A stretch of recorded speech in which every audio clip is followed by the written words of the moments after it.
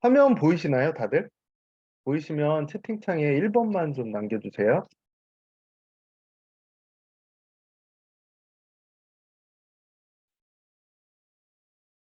네, 됐습니다. 네, 그럼 강의 시작할게요. 오늘 이제 그 조세특례 국제 환급이랑 오늘 과정은 이제 비즈 렌탈까지만 하고 내일 이제 그 키오스크랑 그 아직 공개하지 않은 그 아이템 하나 소개해 드릴 건데요.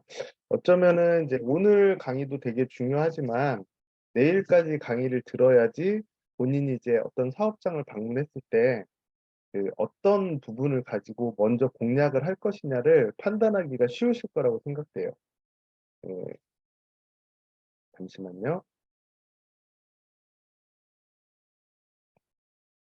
네, 그럼 첫 번째로 그 조세특례 국제 환급인데 오늘은 이제 비즈 렌탈이든 그 국제 환급 업무든 그 한번 내가 그 진행을 해보는 것 같다는 그런 느낌이 들게 그 진행을 해보겠습니다. 우선 첫 번째로 이제 개념 정리인데요. 혹시 지금 오늘 강의를 들으시는 분 중에 처음으로 이제 그 이 업무에 대해서 강의를 처음 들으시는 분 계신가요? 계시면은 한 1번 눌러주실래요? 아, 처음 들으시는 분들도 있긴 있네요. 네, 깡수정 님도 그렇고. 네, 알겠습니다. 그럼 처음 들으신 분들이 있으니까 간략하게 이제 그 개념 정리를 하고 들어갈게요.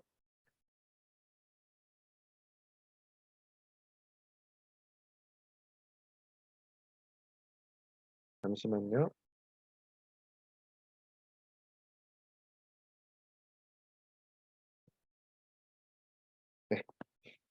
네. 저희 카톡방에서 단톡방에 이제 지금 한 120명이 넘게 들어와 계시는데 제일 중요한 부분이 공지사항이에요. 공지사항. 이, 이 공지사항을 조금 다들 좀 숙지를 좀 하셨으면 좋겠어요. 숙지보다는 최소한 단톡방에 들어와서 이 업무가 어떻게 진행되는지 또 뭐부터 해야 되는지 알고 싶으시다면은 공지사항을 그 처음부터 끝까지 한두 번 정도는 읽어보시기 바랍니다. 그래서 지금 들어와 있는 분들 중에 혹시 모르겠는데 그 영업인 계정 등록도 아직 안 하신 분이 있으실 것 같아가지고 보시면 이제 단톡방에 처음에 들어오셔서 영업인 계정 등록부터 하시고 그 다음에 개념 정리가 되어 있는 필수 영상들 시청하시고 그리고 업무 프로세스까지 제가 거기에 정리를 해놨으니까 그 확인 정도는 하시면 좋을 것 같습니다. 네. 제가 원래 이제 그 오프라인에서 만나면 되게 재밌는 사람이거든요. 뭐 강의 시간에 막 깔깔대고 웃고 막 이런 분위기인데 어, 그 온라인 강의는 좀 그게 안 되는 것 같아요. 개념 정리를 주로 하다 보니까 그런 것 같습니다.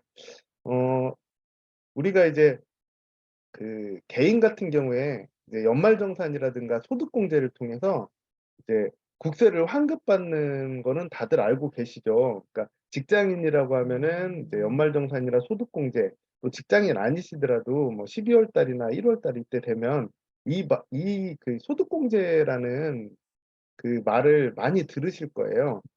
그 개인이 이제 연말정산 소득공제를 받는 것도 내가 납입한 세금 중에서 그 국가가 어 네가 공제받을 부분이 있다는 그 항목에 대해서 그 세금을 냈던 세금을 환급해 주는 거거든요. 그리고 사업자 역시도 개인처럼 국가에 낸 세금을 환급받을 수 있습니다. 근데 이 부분을 사업자들이 잘 모르는 분들이 많아요. 저도 이제 뭐 사업을 했지만 이렇게 그 세금을 돌려받을 수 있다는 사실을 잘 몰랐습니다. 그래서 보시면은 그 사업자들이 국세를 환급받는 거를 경정 청구라고 하거든요. 개인한테 뭐 소득공제라는 말을 쓰듯이 사업자한테는 경정 청구라는 말을 쓰는데 이건 사실 이제 그 용어 자체의 의미는 뭐 그 새롭게 바로잡아서 그 잘못된 거를 이제 청구한다 이런 뜻이에요, 그냥.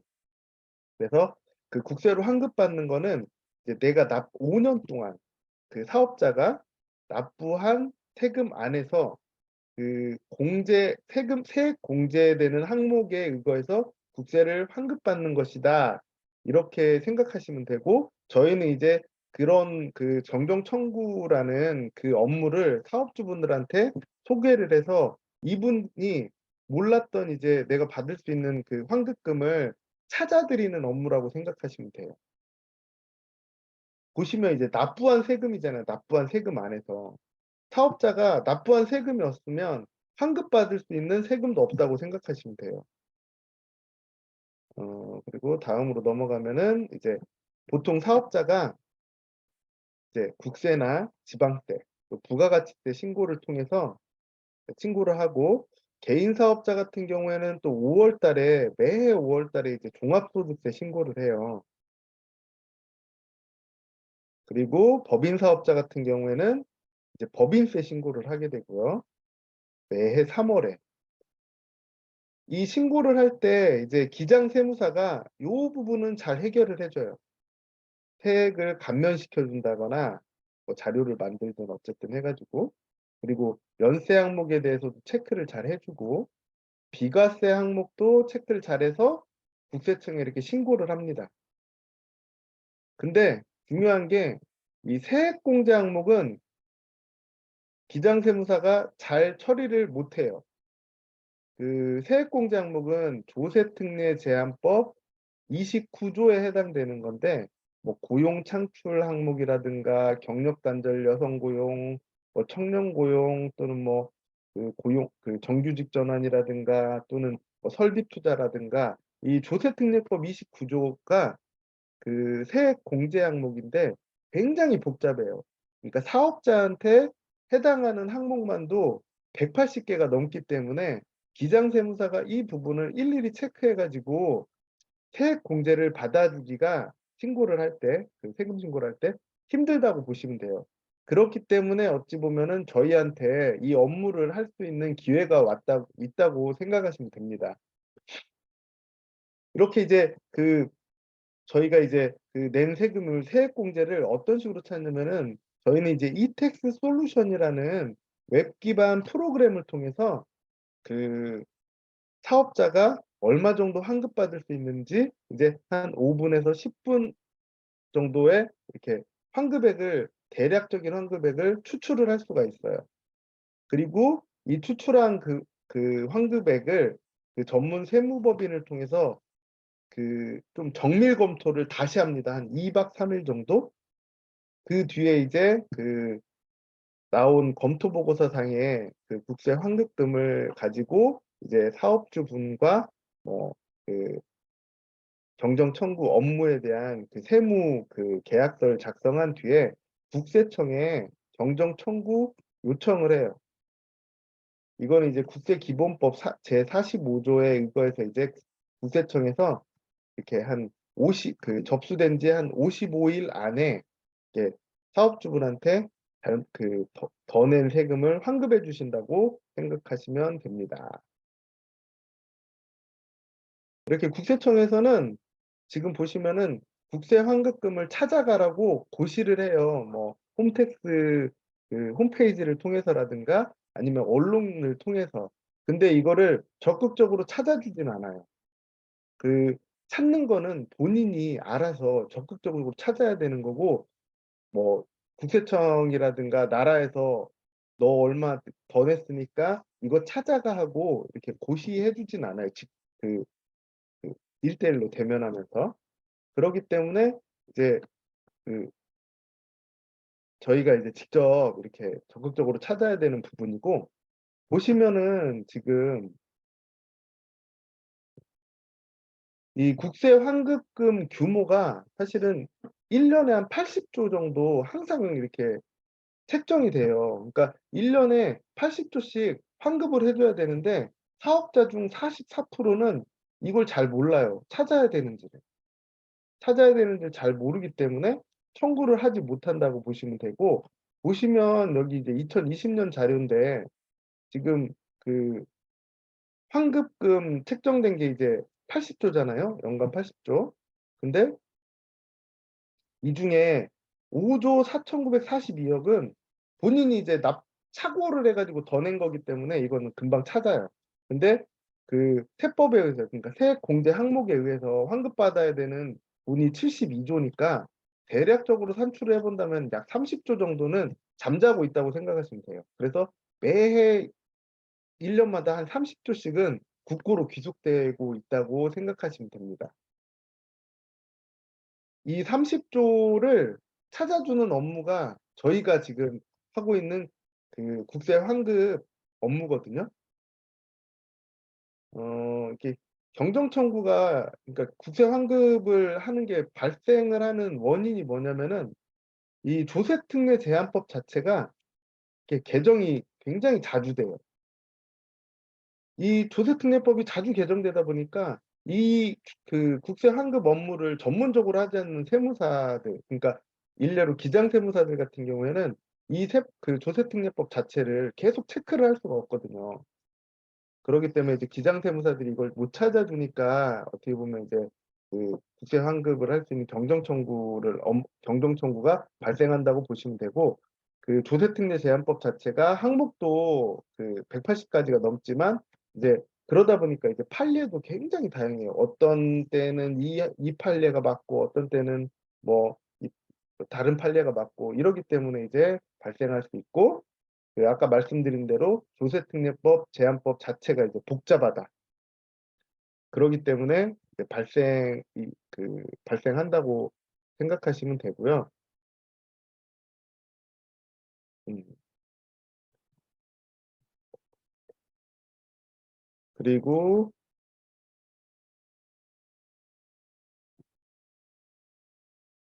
그 기장세무사가 그 세무사무실에 구조적인 문제가 있어요.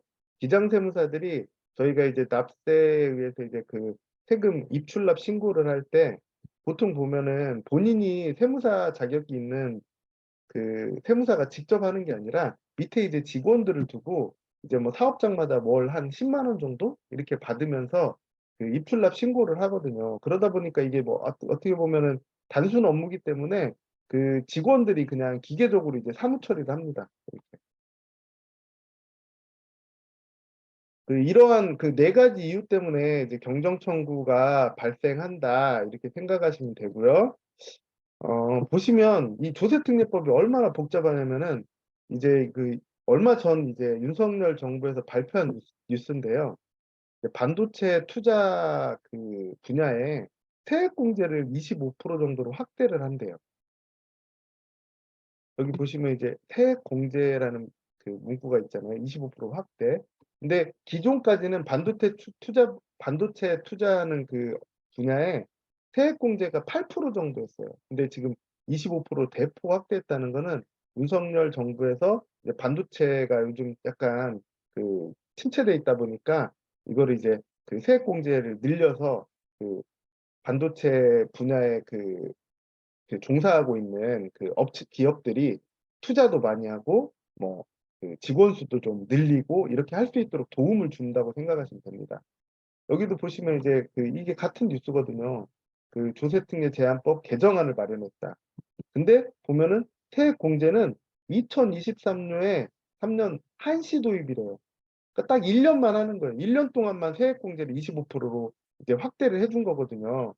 그러다 보니까 이게 그 기한도 자주 변경되고 또 그 공제되는 퍼센테이지율도 자꾸 변하다 보니까 이거를 이제 기장세무사가 이거를 체크를 할 수가 없다고 보시면 돼요. 이렇게 이제 경정 청구 발생 원인이 이런 식으로 이렇게 있기 때문에 그 저희가 이제 국세 환급 업무를 진행할 수 있다고 생각하시면 되고, 또한 그 시장 자체가 30조 정도 이상으로 크다고 보시면 되기 때문에 조금 그 어떤 그 이 업무 자체를 그 작게 보시면 안 된다고 생각합니다. 굉장히 업무 자체도 쉽지만 또 수입이 괜찮은 그런 영업 업무라고 보시면 됩니다. 보통 이제 그 경정 청구, 그러니까 국세 환급 업무를 해야 되는데 이제 어디를 가서 그 해야지 이제 환급금이 많이 그 나올 수 있느냐가 그 가장 중요한 것 같아요.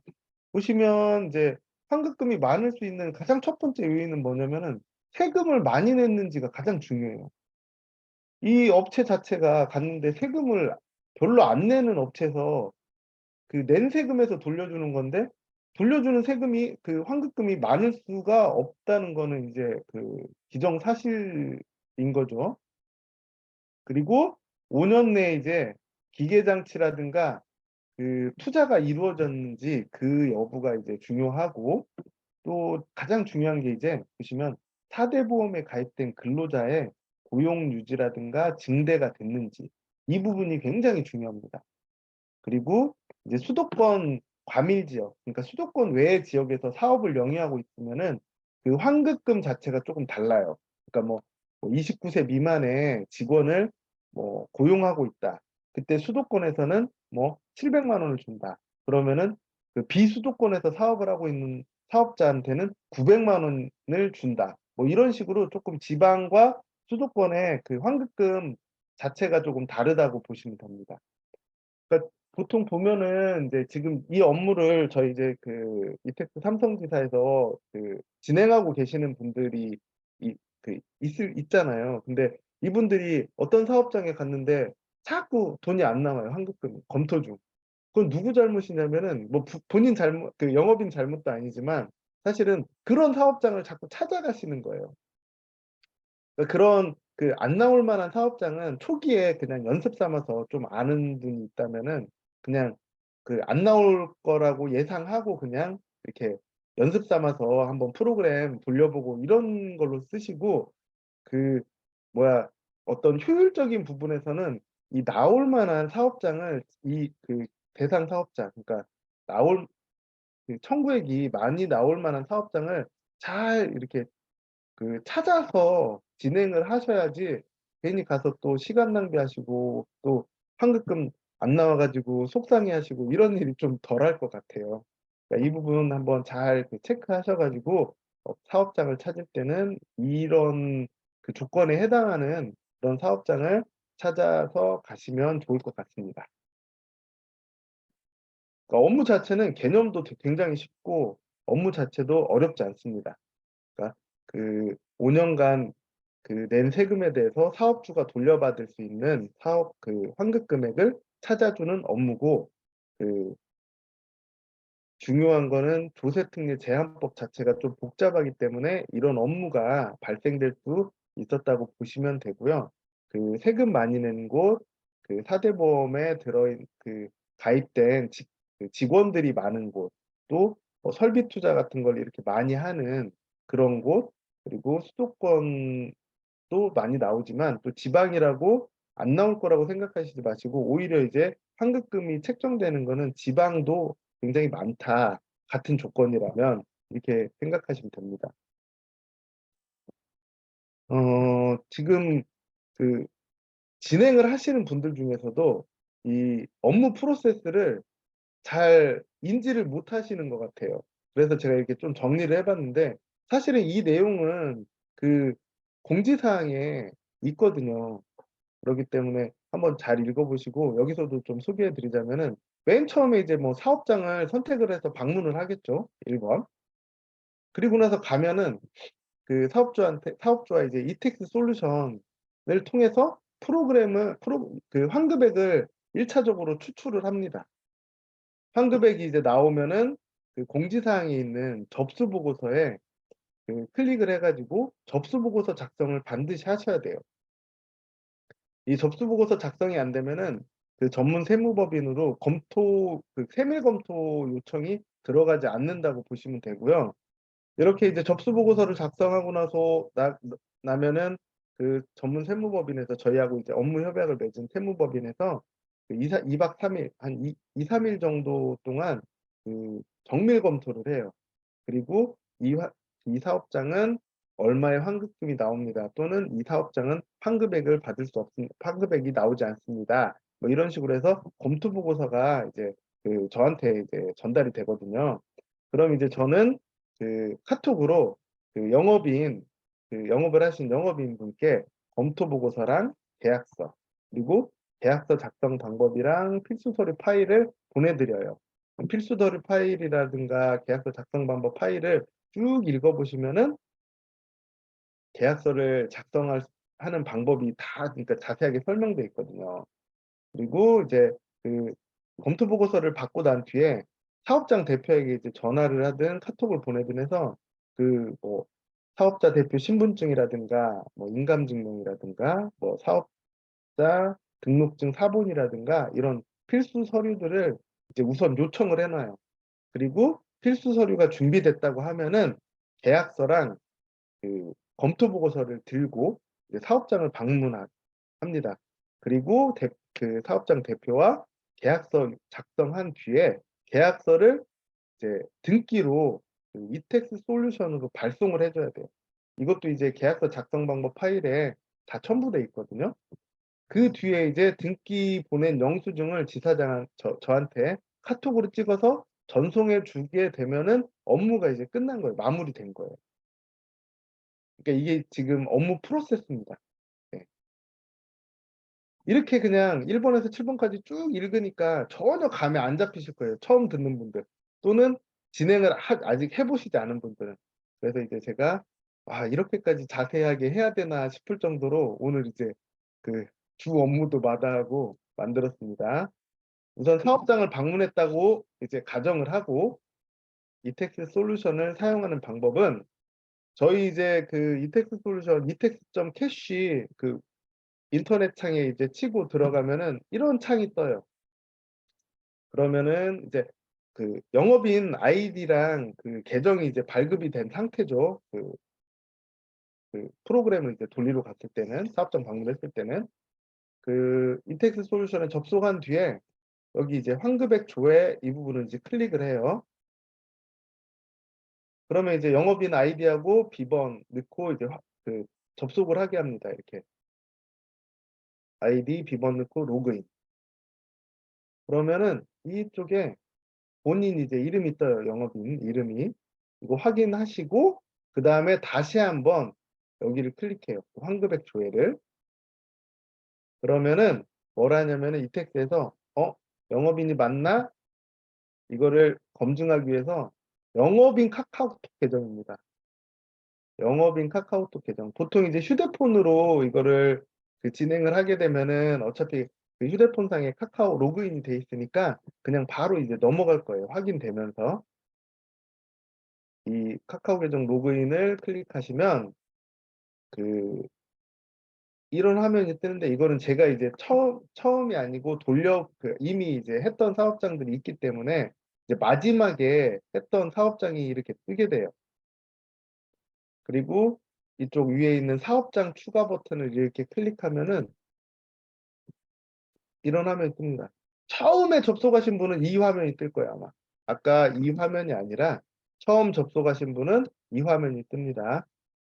그리고 두 번째 그러니까 이미 이제 진행을 했던 분 같은 경우에는 여기 사업장 추가를 클릭하시면 되고 이렇게 이 화면이 뜨면은 그 법인 사업자하고 개인 사업자로 이제 그 프로그램 구동하는 게 방식이 좀 다르거든요. 그러니까 이 부분을 체크를 잘 해야 돼요. 개인 사업자면은 개인 사업자, 법인 사업자면은 법인 사업자. 네, 체크를 잘 하시고 그 개인 사업자 먼저 보여드리면은 지금 홈택스라든가 그 고용산재에서는 그 접속을 할 때 굳이 이제 사업자 인증서가 아니라 그 SNS 그러니까 카카오라든가 네이버 또는 뭐 그 패스 뭐 이런 걸로 간편 인증을 해서 접속을 할 수 있게 돼 있어요. 그래서 개인 사업자 같은 경우에는 공동 인증서로 하셔도 상관없지만 대부분 이제 간편 인증을 통해서 많이 하시니까 간편 인증을 클릭하시고 여기 주민번호 안 넣으셔도 돼요. 간편 인증 바로 클릭하시고 그다음에 이 화면이 뜨면은 이제 카카오톡 인증서를 주로 많이 사용을 해요. 대부분 이제 국민들이 카카오 인증서는 발급이 돼 있으니까. 근데 그중에 카카오 인증서가 사업자분 핸드폰에 없다면은 이제 진행을 하시다가 그 사업자 사업자가 없다고 이렇게 나오거든요. 그런 경우에는 이제 카카오 인증서를 발급받으신 뒤에 사업주분의 그 핸드폰에 사업주분 카카오 인증서를 발급받으신 분의 발급받으신 뒤에 다시 진행을 하시면 됩니다.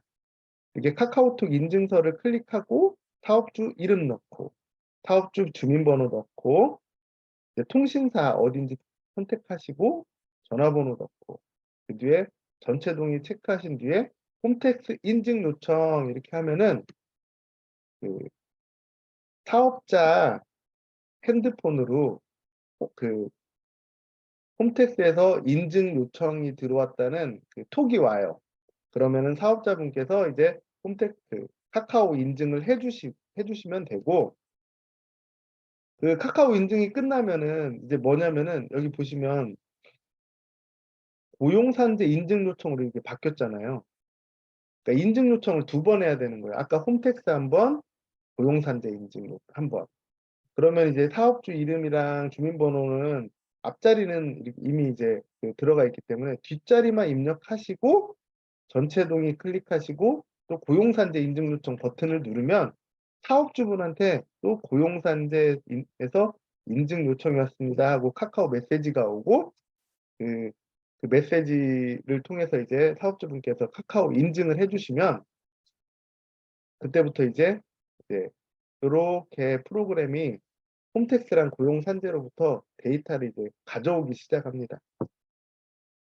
가져오는데 약 3분에서 5분 정도. 이제 조금 양이 많을 경우에는 이제 5분이 넘어가는 경우도 있는데 대략 10분 이내에는 무조건 된다고 보시면 돼요. 이 10분이 넘어가게 되면 뭔가 잘못됐다고 생각하시면 됩니다. 그래서 홈택스랑 고용산재에서 이렇게 그 데이터를 긁어 오고 나면은 이렇게 변해요. 보시면 이분 같은 경우에는 2016년도에는 이제 사업을 영위를 안 했어요. 그래서 그 홈택스에 어떤 내역이 없는 거거든요. 그리고 이제 완료 이렇게 잘 떴을 경우에 결과 리포트 확인하기를 클릭하면 됩니다. 그 만약에 데이터를 가져오는 게 실패되면은 이렇게 뭐 2018년도 고용산재 토탈 실패 이런 식으로 여기에 뜨거든요. 그러면은 자료 수집을 다시 하기를 누르셔야 돼요. 그러니까 이렇게 녹색으로 완료 버튼이 떴을 경우에는 데이터를 잘 가져왔다는 뜻이니까 결과 리포트 확인하기를 클릭하시면은 이렇게 그 금액이 떠요. 이 부분이 이제 뭐 472만 원 정도 환급받을 금액이 있다 이렇게 뜨거든요. 그러면 여기서 바로 경정청구 요청을 하시면 안 돼요.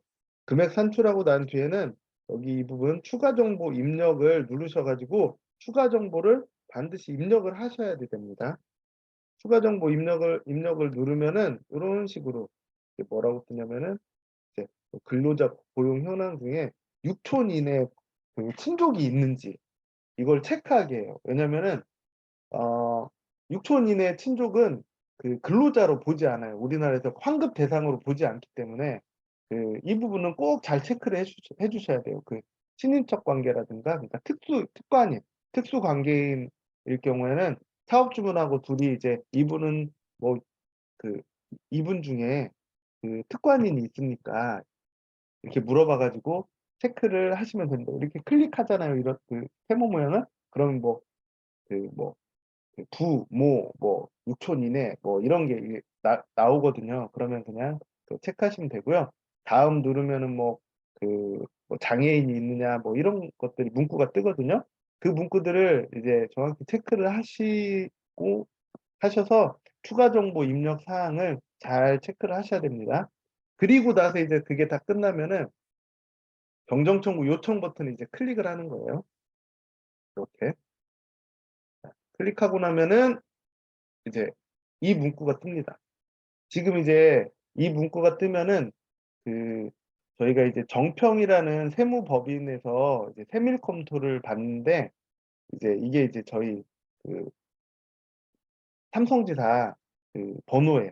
등록번호. 그래서 꼭 이 2023일 그러니까 2023년 1월에 그 정평하고 이제 정평에 이제 그 세무 정밀 검토를 받겠다는 뜻이거든요. 그러니까 2023일 이렇게 입력하시고 확인을 누르셔야 돼요. 신청 번호를 입력하지 않고 그냥 확인 눌러도 넘어가거든요.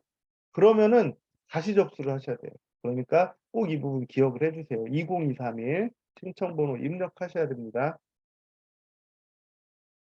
그러면 이제 끝난 거고 이제 법인 사업자 하는 거는 조금 달라요. 개인하고는. 왜냐면 법인 사업자 같은 경우에는 홈택스에 접속을 할 때 법인 공인 인증서로만 접속을 하게 합니다. 그렇기 때문에 법인 사업자는 반드시 법인 공인 인증서가 있는 그 PC에서 하든가 아니면은 뭐 어떤 사업장 같은 경우에는 이제 인증서 자체를 USB에 담아 가지고 그 관리를 하시니까 USB를 받아서 이제 영업인 노트북이나 이런 곳 그 노트북 같은 데에서 이제 그 프로그램을 구동시키면 된다고 하시면 됩니다. 법인 사업자 이렇게 클릭하시면은 법인 사업자 등록번호를 넣게 해요. 그래서 법인 사업자 등록번호를 넣고 조회를 하면은 바로 이렇게 떠요. 주식회사 뭐뭐뭐뭐 이렇게 이거 상호명이 맞는지 확인하시고 이제 다음 버튼 클릭하세요. 그러면은 대부분 이제 그 처음에 접속을 하게 되면은 인증서 프로그램을 설치해 달라고 설치하라는 이렇게 문구가 뜨거든요.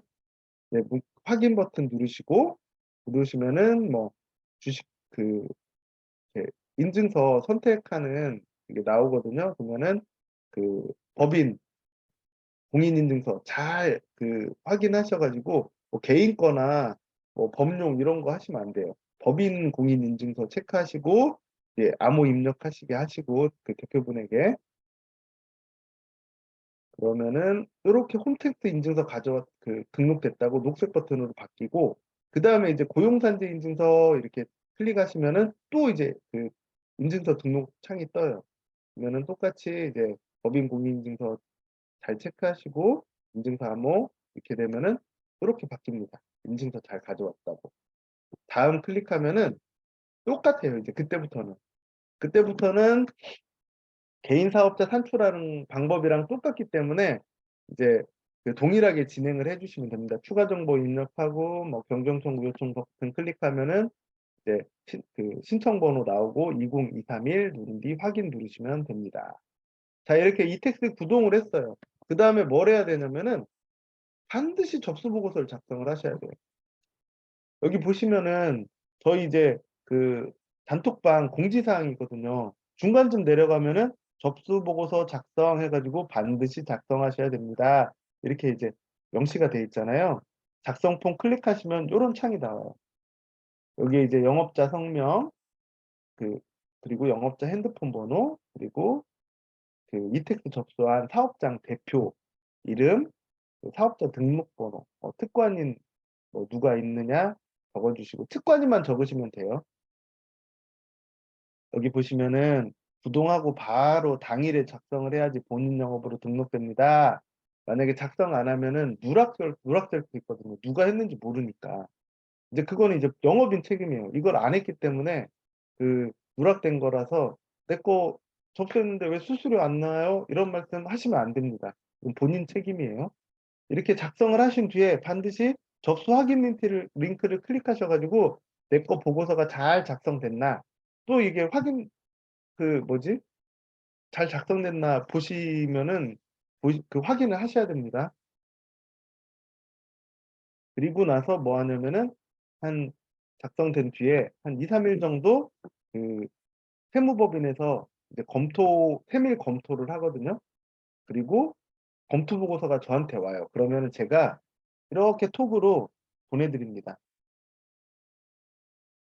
이렇게 검토 보고서 그리고 세무 용역 계약서 지금 정평하고 이제 계약서가 작성하게 돼 있고 그다음에 용역 계약서 작성하는 방법 그리고 필수 서류 이거 세 개를 보내드려요.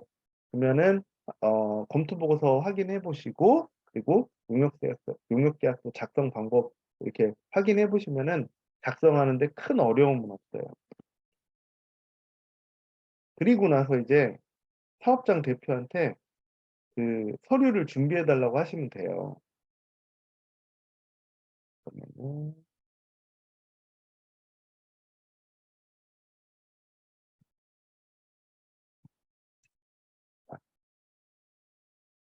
제가 이제 이렇게 이게 뭐냐면은 용역 계약서 작성 매뉴얼이에요.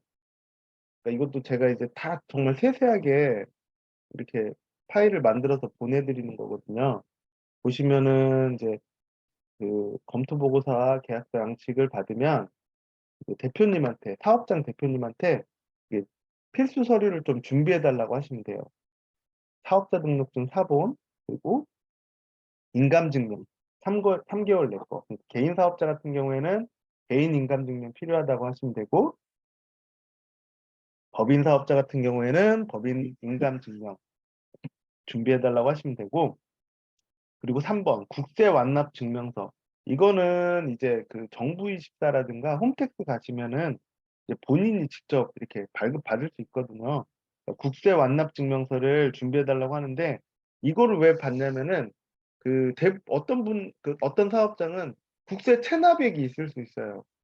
이 국세 체납액은 만약에 저희가 이제 경정청구 요청을 해서 국세 환급금을 신청을 하게 되면은 환급금 나올 때 제일 먼저 국세 체납 금액을 빼가요, 국세청에서.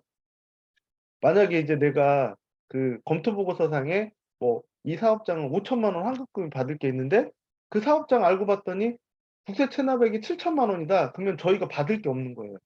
세무법인도 받을 게 없고.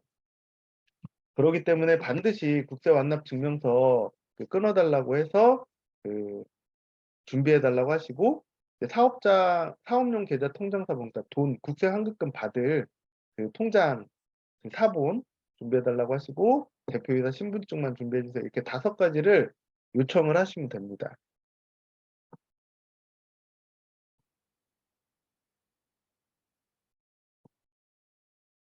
그러면은 이제 음, 음. 그리고 이제 영업인은 뭐냐면, 이게 준비됐다고 하면은 제가 이제 보내드린 검토 보고서랑 계약서 한 부를 출력해서 이제 사업장에 방문을 하세요. 반드시 계약은 이제 도장 날인하는 게 있는데, 사업주분 인감 도장으로 꼭 하셔야 돼요. 인감 증명서와에 찍힌 인감 도장으로 하셔야 됩니다. 보시면은 이제 이게 이제 저희 이제 세무 용역 계약서거든요. 계약서 파일 열어보시면 두 부로 돼 있어요. 이게 뭐냐면은 첫 번째 거는 여기 보시면 고객 계약서잖아요. 작성하시고 고객한테 드리는 계약서고, 이거는 이제 음, 이거는 세무법인한테 보내야 되는 계약서이기 때문에 이제 영업인이 가지고 있다 이제 등기 발송할 때 같이 넣으셔야 되는 거예요.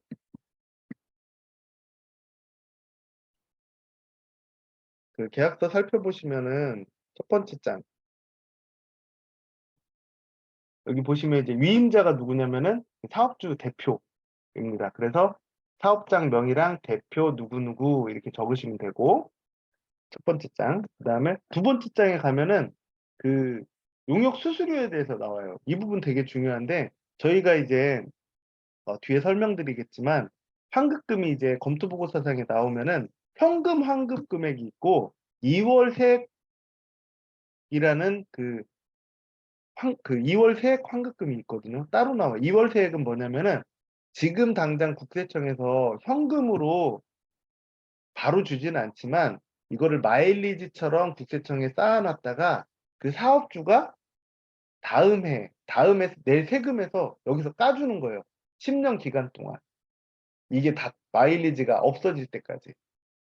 그러니까 그거는 돈으로 직접 받는 게 아니기 때문에, 그 현금 환급 금액은 보통 지금 세무협회에서 그 경정 청구에 대한 용역 수수료는 약 30%로 이제 정해놨어요.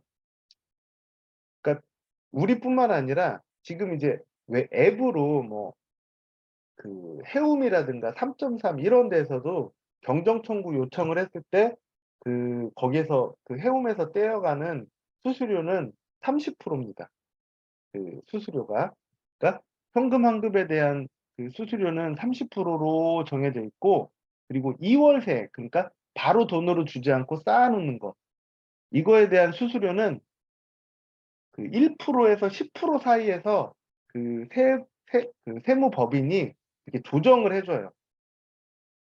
그 이유가 뭐냐면은, 예를 들어서 뭐 어떤 사업장이 1,000,000원의 환급금이 나왔어요. 현금 환급금. 그리고 2월 세액이 1억이 나왔어요. 1억.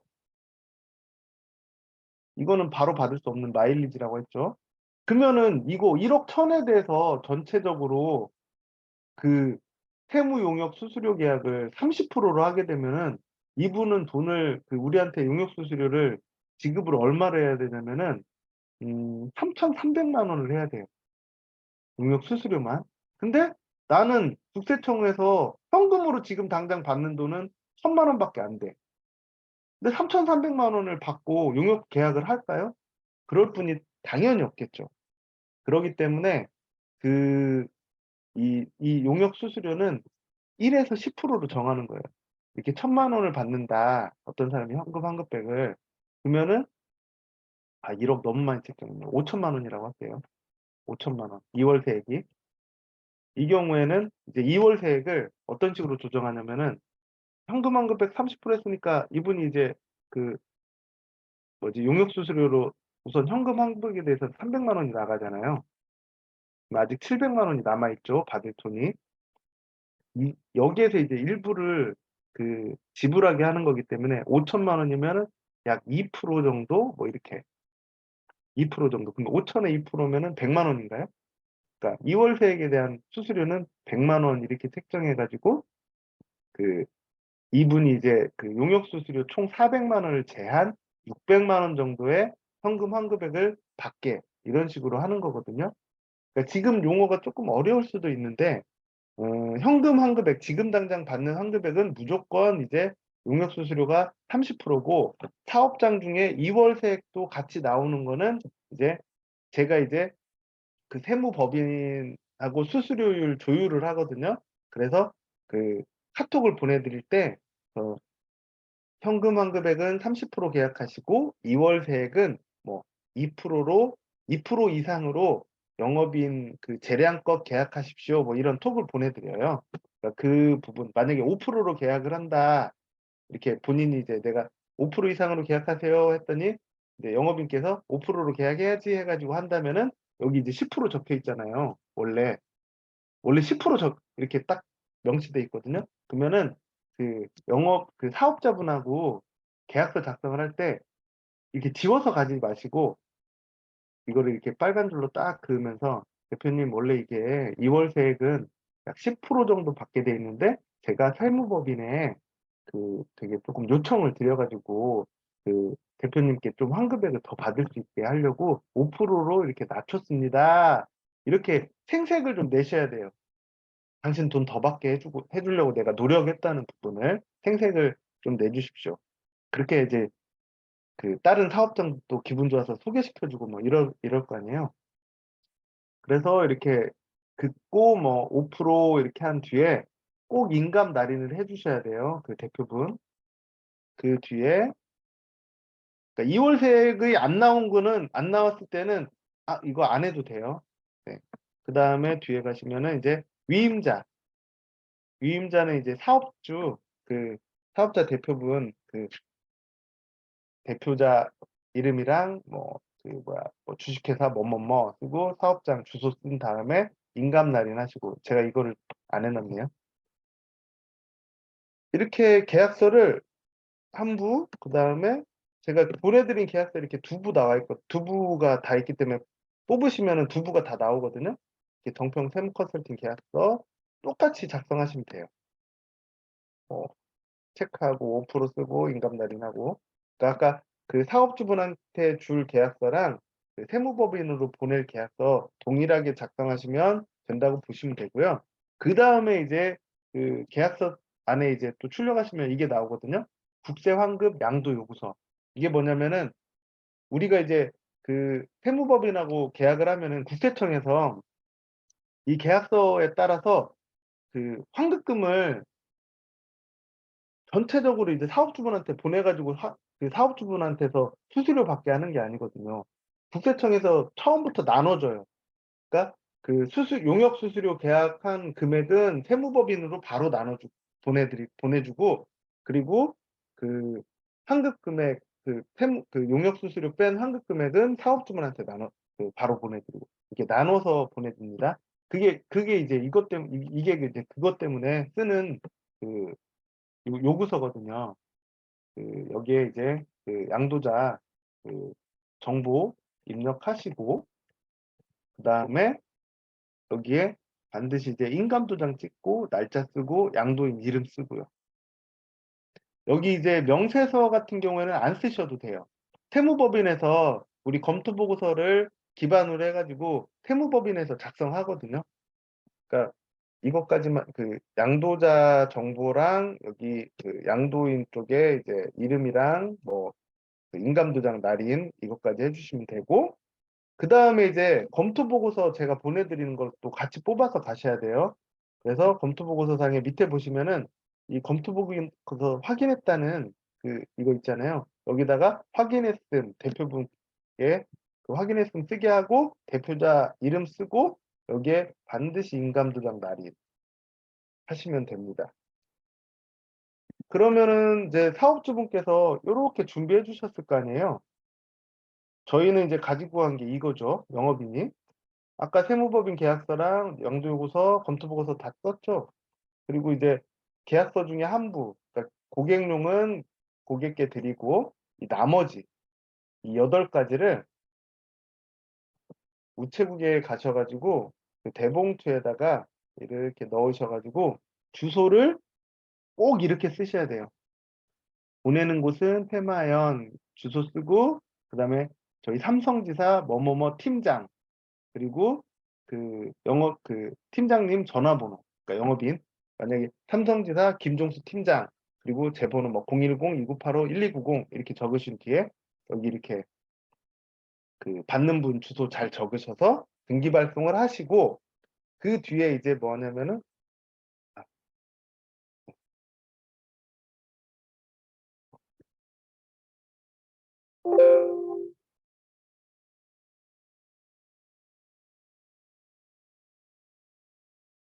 그 뒤에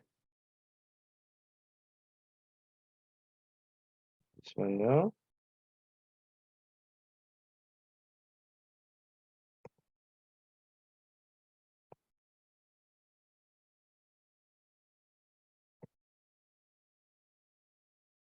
그 뒤에 본부장한테 그러니까 본부장 지사장 저한테 등기 영수증을 찍어가지고 카톡으로 발송해 주셔야 돼요.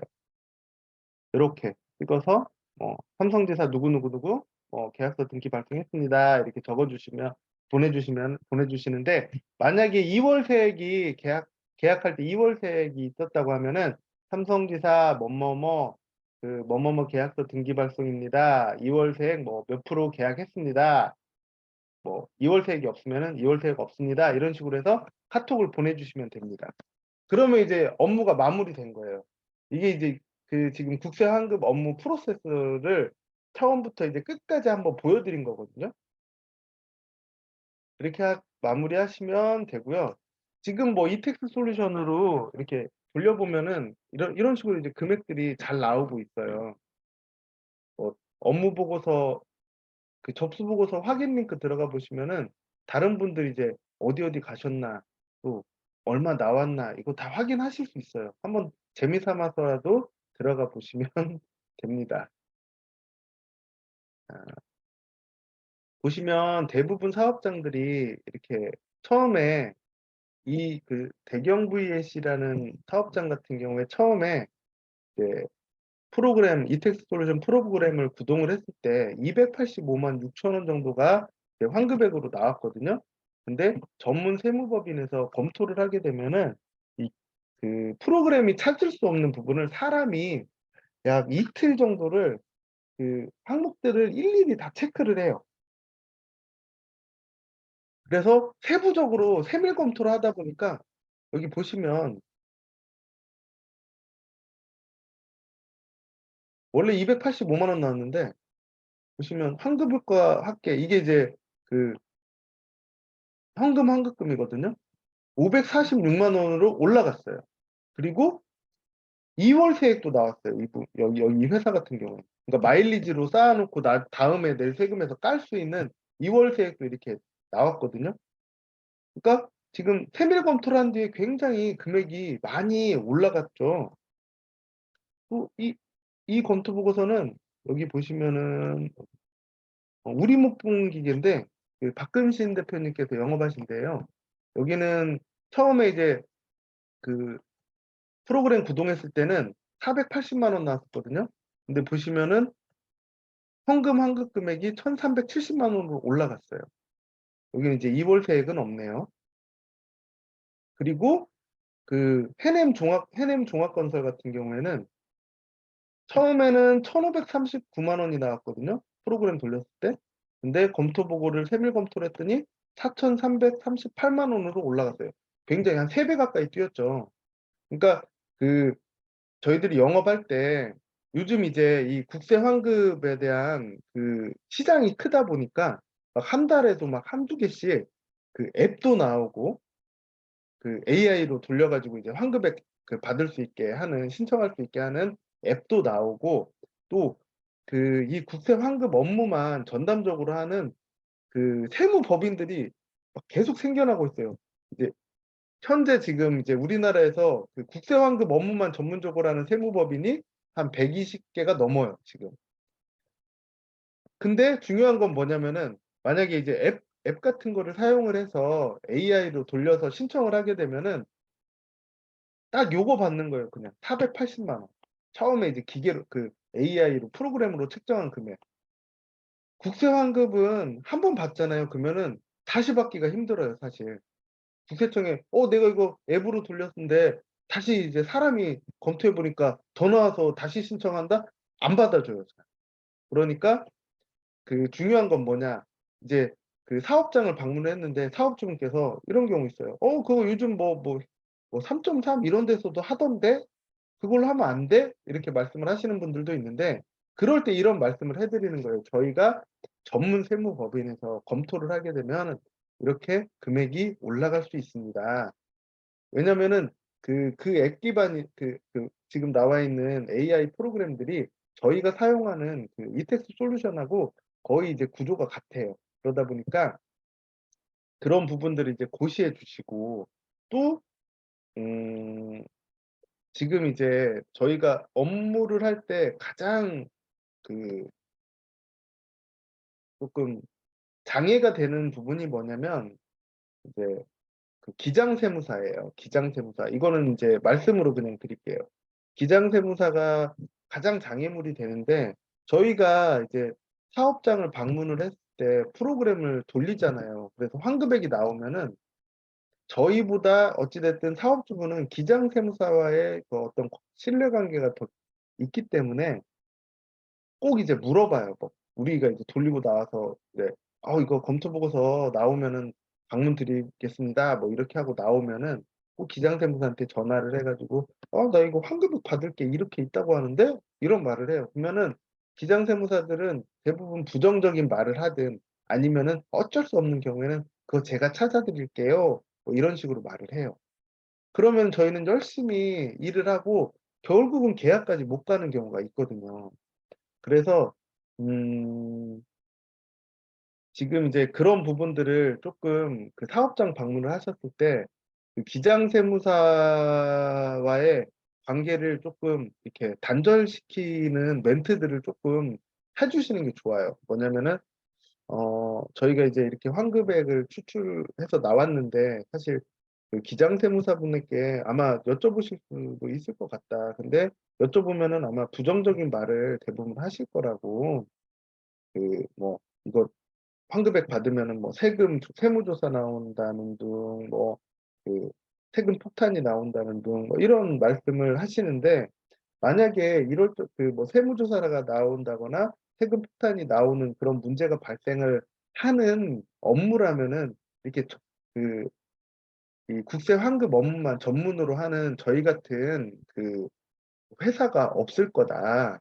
이런 식으로 말씀을 드리고 그 기장 세무사 같은 경우에는 국세 환급 업무를 전담으로 하는 그 세무사가 아니기 때문에 이제 이 국세 환급은 전문 세무법인에 맡겨 가지고 최대한 많이 찾는 게 중요하다는 부분도 꼭 고지를 시켜주세요. 그리고 그 정 조금 이제 압력을 넣으려면은 "저희 이거 그 세무법인한테 검토 보고서 한번 받아볼까요?" 하면서 이거 전문 세무법인한테 받으면은 환급금이 올라가는 경우가 굉장히 많습니다 하고 환급금이 이제 올라간 그런 그 저희 그 자료들을 쪼끔 준비해 가셔 가지고 "이런 식으로 올라간다.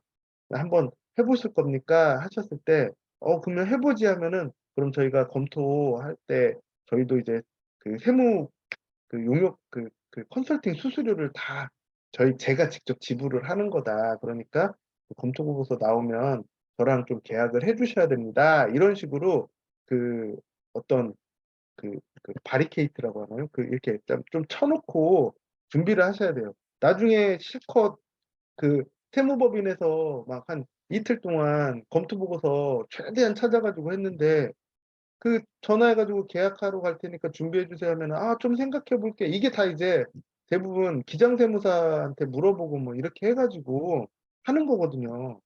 기장세무사는 한테 만약에 세금 우리가 뭐 책정된 거 금액 사업주분께서 말을 했을 때 기장세무사는 이제 울먹겨자먹기로 그거 제가 찾아 드릴게요." 했는데 공짜로 해 주진 않아요. 걔네들도 다 용역 수수료 받거든요.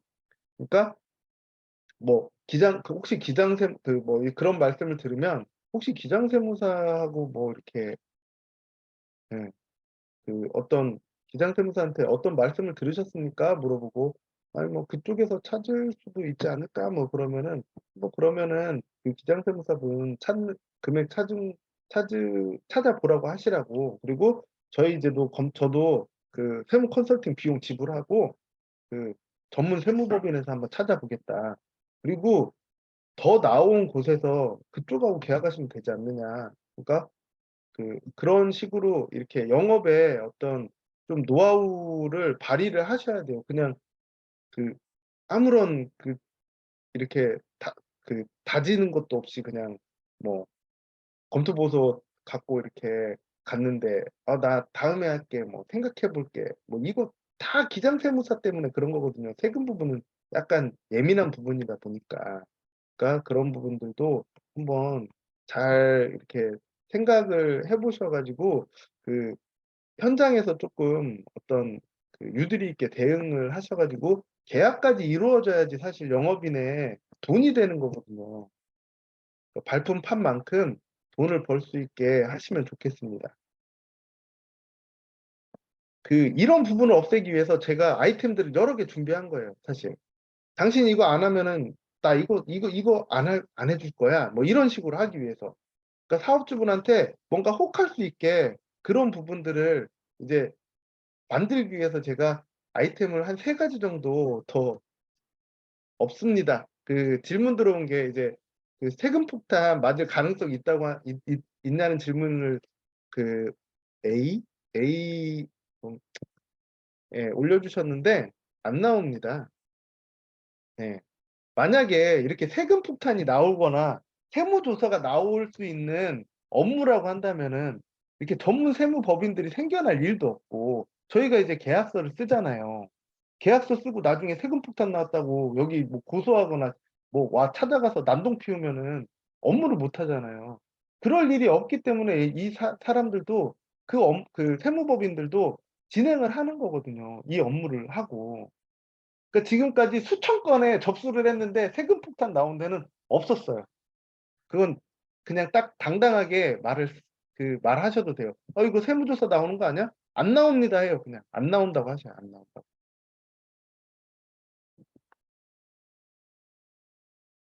투자 받고 시총이 3,000억 이상인데 영업이익이 마이너스면 환급이 가능할까요?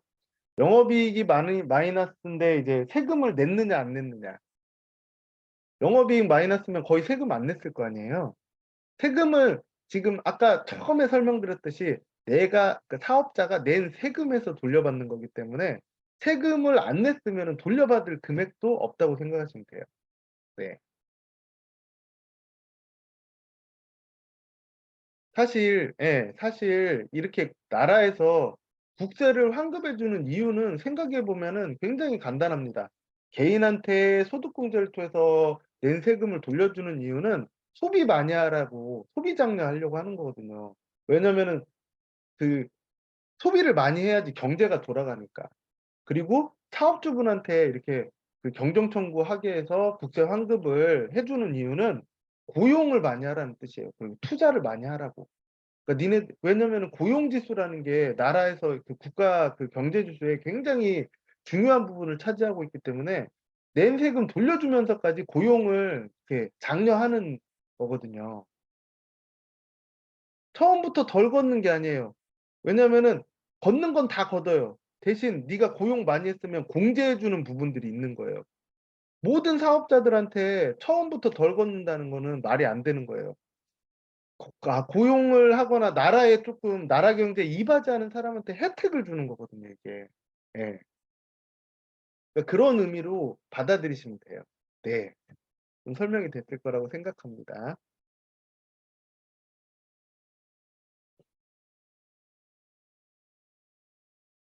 질문 또 들어와서 잠깐 볼게요. 네. 네, 맞습니다. 뭐 실효성이 없을 수 있어요.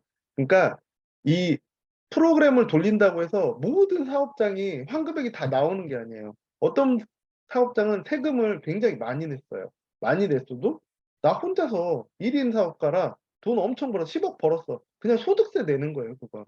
직원 고용도 안 하고 뭐 투자도 안 하고 이런 사업장은 나오기 힘들다고 보시면 되고요. 이제 영업을 해보 이거 진짜 현장에서 실전적으로 진행을 해 보시면은 이제 막 이렇게 직원 되게 많은 것 같아서 했는데 막 검토중 나오고 뭐 이렇게 해 가지고 실망을 하시는 분들도 있는데 그런 거 실망하실 필요 없어요. 안 나오는 부분도 있고 영업 갈 때마다 성공하면은 영업으로 부자 안 될 사람이 어디 있겠어요. 뭐 보험이든 자동차 영업이든 전부 다 이제 실패도 하고 아니 뭐 계약도 못하는 것도 겪고 하면서 하는 거기 때문에 근데 중요한 거는 지금 이제 국세 환급 업무는 굉장히 쉬운 업무라고 보시면 돼요. 뭐 보험 영업이라든가 자동차 영업 다른 어떤 영업보다 훨씬 쉬워요. 왜냐면은 이거는 돈을 찾아주는 거잖아요. 그 사업주분한테 돈 내라는 게 아니잖아요. 물건 팔러 가는 게 아니잖아요. 저희는 사업주분의 사업에 도움이 되는 부분을 가지고 가는 거기 때문에 다른 영업보다 굉장히 쉽다고 생각하시면 되고요. 그리고 중요한 거는 환급액이 현장에서 5 분에서 10분 사이에 이제 보이잖아요. 그러면 사람이 이제 돈을 보면은 쪼끔 달라져요. '어 돈 나오는 거 보면 돈 이렇게 확인된 책정된 걸 보잖아요, 추출된 거를. 그러면은 대부분 사업자분들이 비슷한 사업을 하시는 분들은 아는 분들이 많거든요. 그러면은 나 누구 내 동생 아는 동생이 어디에서 사업하고 있는데 걔 거도 한번 해 줘 봐." 이렇게 해서 대부분 소개를 많이 해 주세요. 그러니까 이거를 안 해본 사람들만 모르는 거예요. 해본 분들은 다 그 말을 해요. "소개해 준다." "거기 한번 돌려주면 안 돼?" 해 가지고 부탁을 해요 오히려. 그러니까 해 보시면은 영업 중에서는 진짜 쉬운 영업이라고 생각하시면 됩니다. 아 직원 한두 명 있는 곳도 해도 됩니다. 예.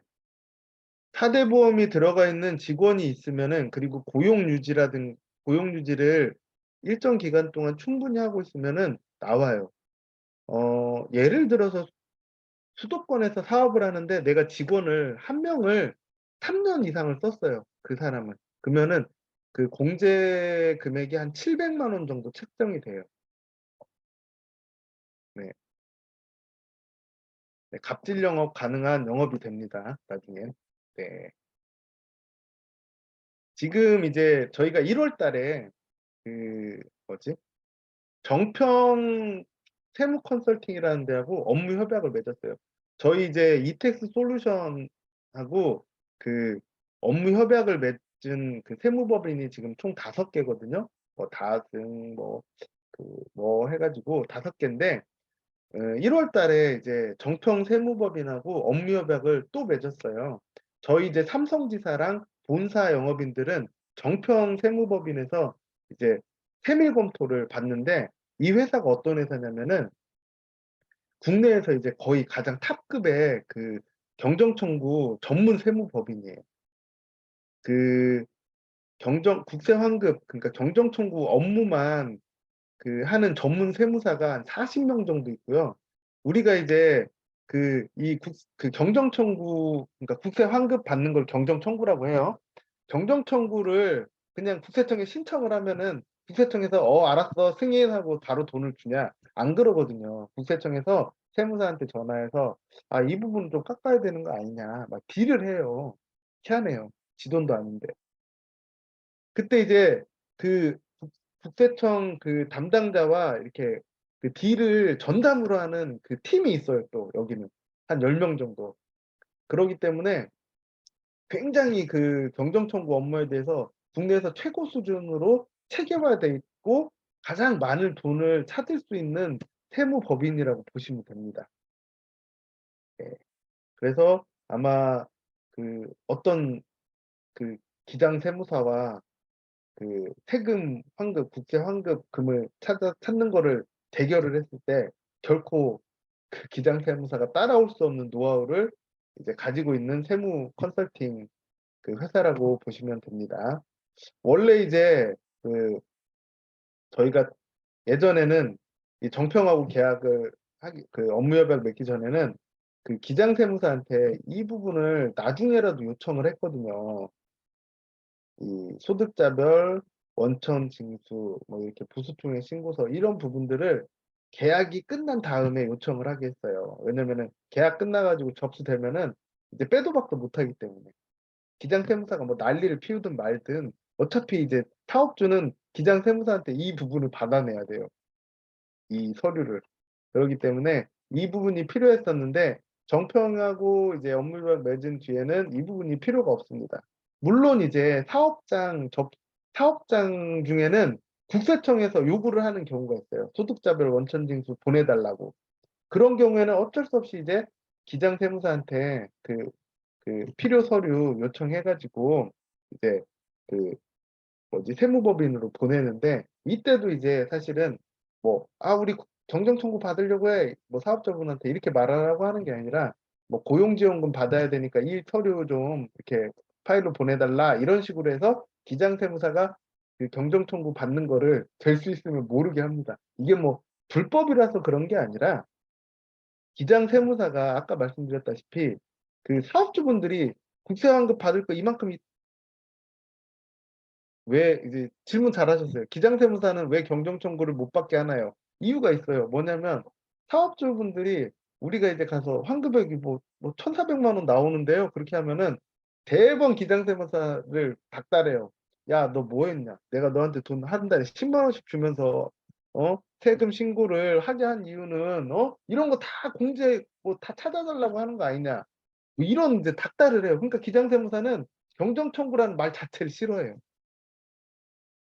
예. 저 사람이 나 일을 못하는 거밖에 안 되거든요. 기장세무사가. 내가 안 찾아준 거밖에 안 되고. 근데 기장세무사 입장에서는 한 달에 돈 10만 원 받으면서 이게 그 경정청구 업무 자체가 저희가 그 계약을 이제 사업주분하고 하고 계약서를 세무법인으로 이제 보내잖아요. 그러면은 이 세무법인에서 그 서류를 가지고 한 열흘에서 2주 정도를 국세청에 이제 경정청구 신청을 하기 위해서 그 서류 준비를 해요. 그러니까 업무량이 굉장히 많아 사실. 그러기 때문에 수수료도 비싼 거예요 사실. 업무 수수료도. 기장세무사 입장에서 이렇게 뭐 엄청 많은 일을 해야 되는 거 그 경정청구 업무를 어떻게 그걸 다 뭐 10만 원 받으면서 하겠어요 사실. 안 해준다고. 그 기장 업무가 아니에요 사실. 기장세무사는 입출납에 대해서 세금 신고를 하고 그냥 아까 말씀드린 뭐 면세 항목이라든가 뭐 이런 것들을 조금 이제 줄여주고 세금 나올 것들을 뭐 이런 업무를 주로 보는 거지 경정 청구 그 공제 항목을 막 180가지를 막 살펴봐가지고 이걸 공제해주고 이런 거는 아니거든요. 6촌 이내 특권자는 제가 단톡방에 올려드리겠습니다. 뭐 외척은 어느 범위까지 이거는 다 올려드릴게요. 맞아요. 돈 더 주면 해줍니다. 세무사도 저거 해주려면 돈 더 주면 해줘요. 뭐냐면 용역계약서 비율대로 거의 받아요. 이제 뭐 그 기장 업무 보는 분들한테 그냥 뒤로 뭐 아니 저희는 이제 용역 수수료 25%만 받을게요. 뭐 이렇게 하기도 하는데 예. 조금 깎아서 할 수는 있지만 중요한 건 뭐냐? 기장 세무사한테 돈 더 주고 했을 때 찾는 금액이랑 이렇게 전문적으로 이것만 하고 있는 세무법인에서 그 항목들을 세세히 체크해 갖고 찾는 금액이랑 분명히 차이가 나요. 뭐냐? 이제 예를 들어서 지금 이건 제 경험이에요. 이제 어떤 사업장에 갔어요. 식당이었거든요. 거기에서 처음에 이제 그 프로그램을 돌렸을 때 1,400 정도가 나왔는데 제가 이제 그 뭐야 그 세무법인 세밀 검토하겠습니다 했더니 전화를 한 거야. 그 사업주분 기장세무사한테 하지 말라고 했는데. 그래서 기장세무사가 이제 자기가 찾아준다고 했대요. 그래서 제가 그랬어요. 자신 있게. 그러면은 기장세무사분 찾아보시라고 하시라고. 저도 찾겠다. 그 세무법인에서 컨설팅 받겠다. 그래서 찾은 금액을 비교해 보시고 어 많이 나온 쪽에 계약하시라고 그렇게 했거든요. 그래서 이제 그 기장세무사가 찾은 돈이 얼마였냐면은 프로그램으로 1,400 이었는데 1,580만 원 찾았더라고요. 그러니까 이제 와 다 찾았다고 생각을 했을 거 아니에요, 사업자분은. 근데 제가 찾아간 금액이 2,800만 원이었어요. 그러니까 그 기장 세무사의 업무가 따로 있고 그 경정 청구 전문 세무사가 따로 있는 거거든요. 뭐냐면 이제 변호사도 우리가 이혼 전문 변호사가 있고 뭐 형사소송 전문 변호사가 다 따로 있잖아요. 내가 어디한테 맞아 가지고 형사소송을 해야 되는데 이혼 전문 변호사 가지 않잖아요. 승률이 떨어질 거 아니에요. 똑같은 그 개념이거든요. 그러니까 사업자분들한테 그런 부분들을 그 사업장 방문하셨을 때 고지를 조금 이제 인식을 시켜 주시는 게 좋아요. 그래야지 계약까지 진행하는 데 있어서 그 좀 수월하게 가거든요. 중간에 막 그 변심 많이 하거든요, 사업자분들. 그러니까 내가 이거를 계약까지 마무리해야지 내 돈이 되는 거기 때문에 그런 부분들 우리의 장점들을 잘 고시하고 기장세무사하고 될 수 있으면 접촉을 못하게 하는 게 좋고 정 접촉을 하시더라도 기장세무사보다는 경정청구 전문 세무법인인 우리하고 계약을 할 수 있게 조금 이제 노력을 하시는 게 좋겠습니다. 네. 전문 분야 다 달라요. 네. 네. 자 그러면은 인제 지금 1 시간 넘게 경정 청구 그러니까 국세 환급 업무 첫 번째 아이템 이 부분에 대해서 지금 강의를 했는데요. 개념이 좀 잡히시나요? 잡히신 분은 7번 눌러 주세요.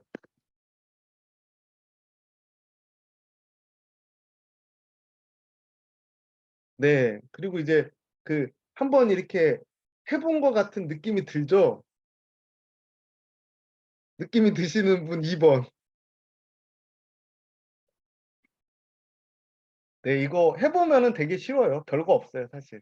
별거 없는데 돈은 꽤 된다. 수수료는 뭐냐면은 만약에 현금 환급금이 1 억이 나왔다. 사업자분. 그래서 우리가 계약을 했다. 그러면은 그중 10% 정도는 영업인 수수료라고 보시면 돼요. 제가 지금까지 본 것 중에 가장 국세 환급금이 많이 검토 보고서에서 나온 게 16억 5천. 물론 저희 삼성지사는 아니었고요. 16억 5천만 원이 나왔는데 그러면은 영업인 수수료는 1억 6,500 이에요. 한 방에. 1억 6,500 그냥 받는 거예요, 2달 뒤에. 예. 그리고 뭐 이 업무가 얼마나 쉬운 업무냐면은 그 다른 이제 지사가 이제 이택스 저희는 삼성지사인데 뭐 본사 따로 있거든요. 이 본사는 에서 82살 되신 할아버지가 그냥 뭐 팜플렛 찍어 가지고 공단 돌렸더니 대기업 아니에요. 아까 16억 5천은 중소기업입니다. 예. 대기업은 경정 청구 안 해요. 이미 거기에는 법무팀이 그 법무팀이 있어서 거기에서 다 처리를 해요 사실. 아니 우리나라 대기업이 어떤 사람들이 될 수 있으면 세금 적게 내야 되는데 이거를 갖다가 일반 세무법인한테 맡기고 그러겠어요. 그러니까 지난달에 이제 연세가 82 살이신 분이 그렇게 팜플렛 찍어 가지고 뭐 공단 돌리다가 연락 와 가지고 얻어 걸렸는데 거기서 2억 2천이 나왔어요. 네. 2억 2천 나왔으면은 그분 이제 집에서 이제 할 일 없는데 이거 알아 가지고 그냥 아침에 전철도 공짜지 하니까 전단 한 50장, 100장 들고 그냥 오늘은 안산공단, 오늘은 뭐 저기 가산 디지털 단지 막 이렇게 하면서 그 돌리다가 이제 2,200만 원 그냥 한 거죠. 어, 네, 그럼 그때 환급 업무는 네, 이 정도로 설명드리고 그 두 번째 아이템은 이제 비즈 렌탈인데 5분만 쉬었다가 하겠습니다. 아, 목이 너무 아파가지고 제가 녹화 아직 하지 마세요. 네, 그 비즈 렌탈 두 번째 아이템이 이제 비즈 렌탈인데요. 비즈 렌탈은 개념을 잡자면은 이제 비금융권 상품이에요. 보통 뭐 병원이든 어떤 뭐 이렇게 그 사업장을 운영하시는 분들 중에 뭐 설비를 하셔야 된다거나 뭐 기계 장비를 놓으셔야 된다거나 이럴 때 대부분 뭘 쓰냐면은 이제 금융권에서 대출이라든가 할부, 그러니까 대출 받아가지고 하거나 아니면 뭐 할부로 하거나 아니면은 뭐 리스를 받거나 이렇게 하고 있었어요. 지금까지는. 근데 이거는 금융권 상품이다 보니까 부채로 잡혀요. 그리고 대출 받고 리스하고 신용등급이 하락합니다. 반드시. 근데 신용등급이 하락하면은 정책자금이라는 거를 받기가 조금 어려워져요. 네. 그리고 그 대출을 당연히 받았으니까 내 거 이제 여신 그러니까 대출을 더 받을 수 있는 금액이 적어지잖아요. 대출 한도가 적어진다고 보시면 되고 리스의 경우는 안 좋은 게 뭐냐면은 또 선납금을 준비를 해야 돼요. 30% 정도. 그러니까 내가 만약에 1억짜리 뭐 장비를 구매를 해야 된다, 들여놔야 된다. 그러면은 3천만 원 정도의 자금은 가지고 있어야 돼요. 그래야 이제 리스가 진행이 가능하거든요. 근데 이 렌탈 같은 경우에는 뭐냐면 뭐 사채가 아니에요. 비금융권이라고 해서 사채가 아니라 여기 금융권에 있는 뭐 그 여러분 이제 들어보신 뭐 KG 인시스 들어보셨죠? 뭐 아니면 OK저축은행이든 뭐 하여튼 그런 그 금융권 돈 중에서 그 금융권에서 진행할 때 제약을 안 받게 하려고 이 애들이 비금융권 상품을 만든 거예요. 이렇게 렌탈이라는. 이상한 자금을 가지고 우리가 렌탈 사업을 하는, 그 렌탈 업무를 하는 게 아니라 금융권에 있는 돈을 빼가지고 비금융권 상품을 만들었다고 보시면 돼요. 근데 여기 이제 비금융권이잖아요. 그러다 보니까 렌탈 같은 경우에는 부채로 안 잡혀요. 그리고 당연히 비금융권에서 진행하는 거니까 신용등급 영향이 없죠. 이 금융권에서 진행하는 거는 금융감독원에 전부 다 올라가요. 어떤 정보들이. 근데 신용등급 영향도 없고 대출 한도가 그대로 살아있잖아요. 여신. 그러니까 내가 그 대출 받을 수 있거나 뭐 리스 받을 수 있는 한도가 그대로 살아있고 선납금도 없어요. 리스처럼. 근데 렌탈은 뭐냐면은 서울 보증보험 증서를 끊어야 되기 때문에 이 보증보험료는 나온다고 보시면 돼요. 그리고 이제 그 여기 그 리스나 대출 같은 게 아니 그 대출은 부, 그 물건을 들여놨을 때 이게 그 사업자의 그러니까 법인이라든가 이런데 부채 자산으로 잡혀요. 그래서 이게 매년 감가상각이 되면서 그 비용 처리가 감가상각으로 되거든요. 근데 이거는 이제 부채 자산으로 잡히지가 않아요.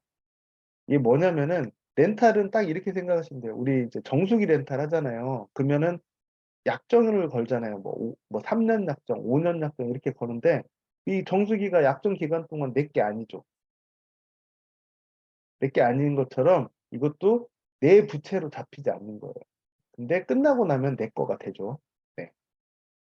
그리고 그 대출이나 리스는 처리 속도가 굉장히 느려요. 대출, 이제 뭐 사업자 대출 같은 거 받으려고 할 때 뭐 기업은행이든 어디든 막 이렇게 가서 하면은 한 15일 이상은 무조건 걸린다고 생각하시면 돼요.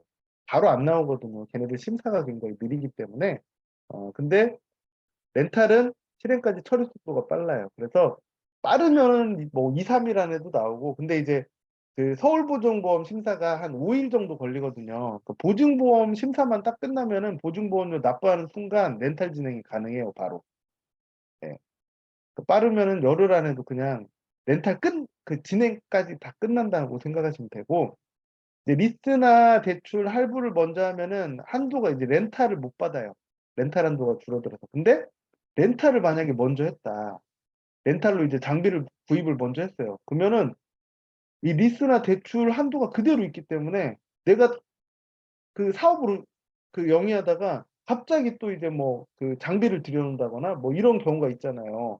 그럴 때 이 대출이나 리스로 할 수가 있어요. 가능해요. 그리고 대출이나 리스는 역시나 뭐 이자가 좀 비싸요. 근데 렌탈은 절세에 의한 상세 효과로 좀 사용료가 저렴하다고 보시면 돼요. 장점이. 아이고.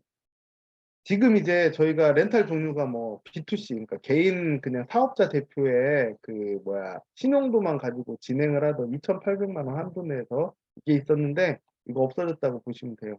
이제 없고 그냥 비즈 렌탈은 뭘로 뭐 그러니까 개념을 어떤 식으로 잡냐면은 어떤 장비 막 1억, 2억짜리 큰 장비들 또는 뭐 이렇게 그 설비 투자 공장이나 공단 같은 데서 할 때 장비가 이렇게 장비 같은 거, 좀 고가의 장비 같은 거를 렌탈할 때 진행을 하시는 업무라고 그냥 딱 그렇게 생각하셨으면 좋겠어요. 그러니까 뭐 짜잘짜잘하게 뭐 어디 사업장 의자 놓고 막 이런 것들 렌탈을 하고 싶다 뭐 이렇게 하지 마시고 좀 큰 단위로 공단이라든가 병의원 이쪽만 그냥 공략하시는 게 제일 좋을 것 같아요. 똑같은 발품을 팔더라도 그 수익이 더 많이 나오는 쪽을 공략하는 게 효율적이라고 생각합니다. 이거 그냥 잊어버리세요. 뭐 이런 거 있다 그냥 잊어버리세요. 그냥 저희는 뭐 최소한 5천에서부터 50억 그 7억 정도 5천에서부터 7억 사이에 그 렌탈 자금을 렌탈해 준다 생각하시고 움직이면 좋을 것 같습니다. 그래서 종류는 뭐냐면은 이제 신규 렌탈, 그러니까 장비 신규로 살 때 또는 중고 장비 살 때도 가능하고요. 그리고 만약에 어떤 분이 장비를 가지고 있어요, 이미 그 기존에 쓰던 거를. 근데 내가 사업을 영위하다 보니까 사업자분이나 뭐 의사들이든 뭐 하여튼 돈이 갑자기 필요할 때가 있잖아요, 자금이.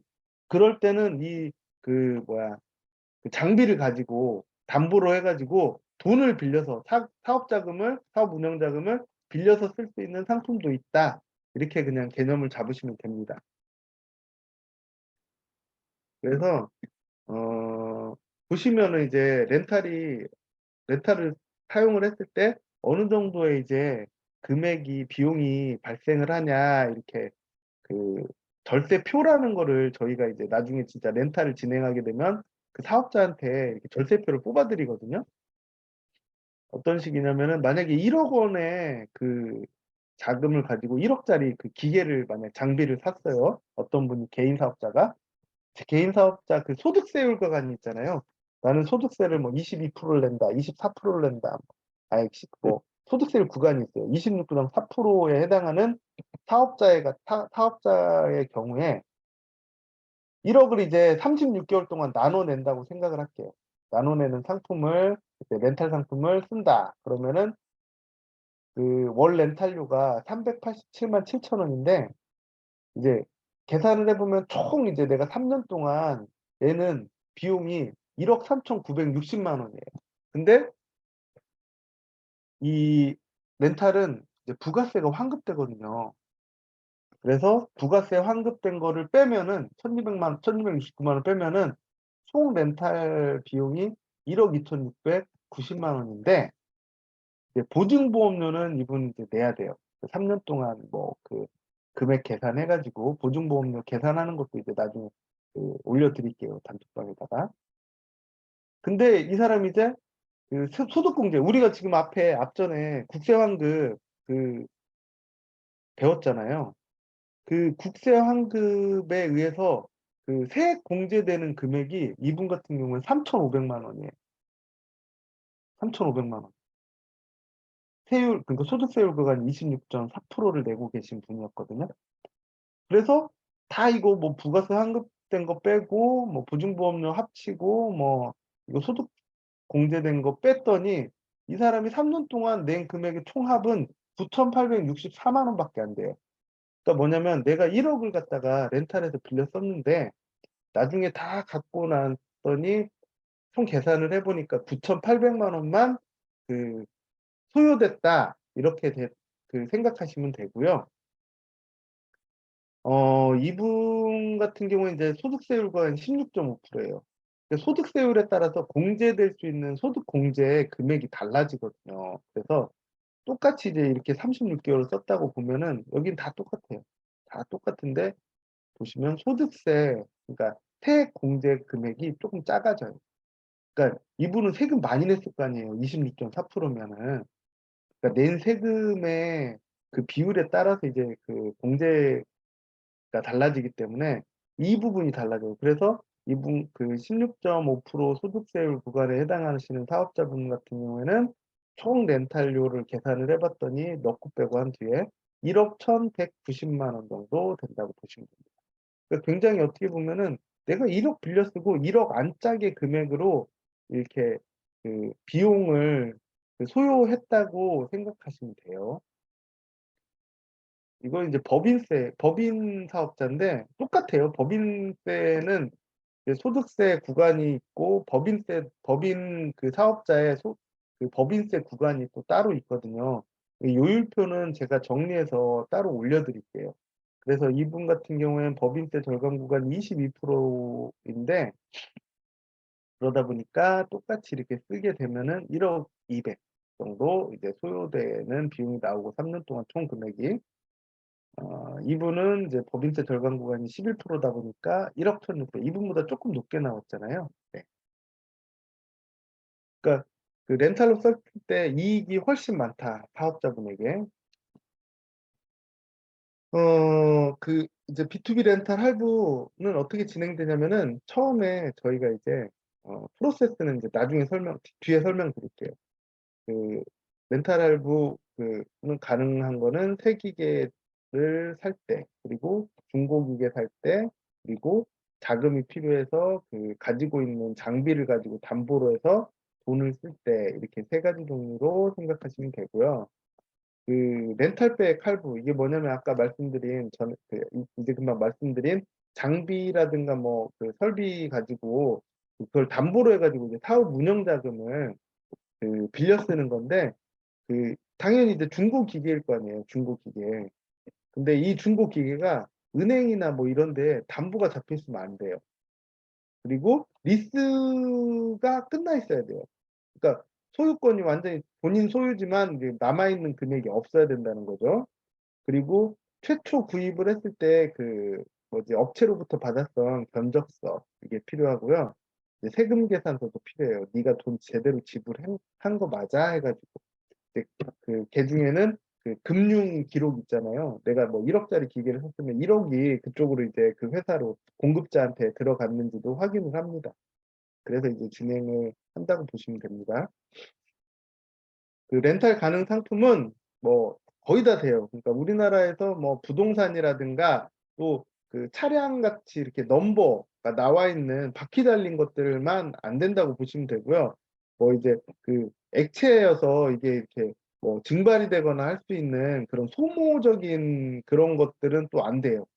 그러니까 거의 다 되는데 안 되는데, 이런 부분만 안 되는데, 제가 아까 말씀드렸다시피 비즈 렌탈에 대한 업무 효율성을 높이기 위해서는 그냥 이런 거 다 무시하시고 병원 장비라든가 뭐 공단이나 이런 데 설비 투자 장비 좀 고가의 뭐 5천 에서 뭐 7억 까지의 렌탈을 받을 만한 그런 곳을 가서 이제 영업을 하시는 게 효율적이라고 생각을 합니다. 7억 이상 되는 자금은 될 수 있으면은 안 하는 게 좋아요. 왜냐면은 7억 이상이 되면은 서울 보증보험 심사가 이제 보증보험 본사까지 올라가기 때문에 거기는 굉장히 까다롭거든요. 시일도 이제 더 걸리게 되잖아요. 지사에서 이제 본사로 올라가서 또 검토를 하게 되니까. 그러니까 7억 미만은 지사, 그러니까 접수처에서 그냥 바로 처리가 가능하거든요. 그러니까 될 수 있으면 5천만 원 이상 7천만 원 7억 미만의 뭐 설비 투자라든가 장비를 렌탈로 진행할 만한 사업자를 공략하시는 게 좋습니다. 이제 업무 프로세스는 뭐냐면은 처음에 이제 사업장을 방문할 거 아니에요?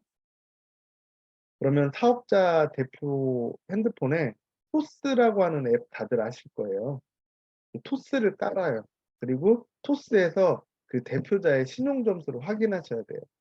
그래서 그 신용 등급이 한 6등급 이상만 이 렌탈로 접수가 가능해요.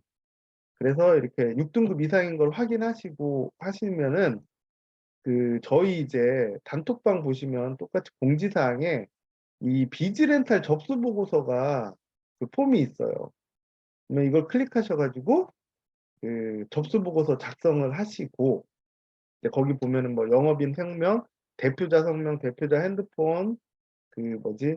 핸드폰 뭐 SK인지 뭐 이렇게 그것도 적게 돼 있고, 그리고 영업 대표자, 사업주 대표자랑 통화 가능 시간도 적게 돼 있어요. 왜냐면은 저희가 이제 이렇게 토스 신용 점수만 가지고 그냥 바로 심사를 넣는 게 아니라 나이스 신용 정보에서 기업이랑 대표에 대한 심사를 확인을 해요. 그러니까 뭐냐면은 대표 신용도를 그냥 확인하거든요. 기업이랑 대표의 신용도, 뭐 매출액은 얼마인지, 뭐 매출은 뭐 매출 매입에 대한 거 부분이라든가, 뭐 기업 신용도가 이제 뭐 A부터 해가지고 뭐 쭉 뭐 D, F 뭐 이렇게 있는데, 그 신용도를 검사한 뒤에 이 사람은 그 서울보증보험에 심사 서류를 제출하면은 렌탈이 가능하겠다 하는 분들만 이제 서울보증보험에 이제 접수를 합니다.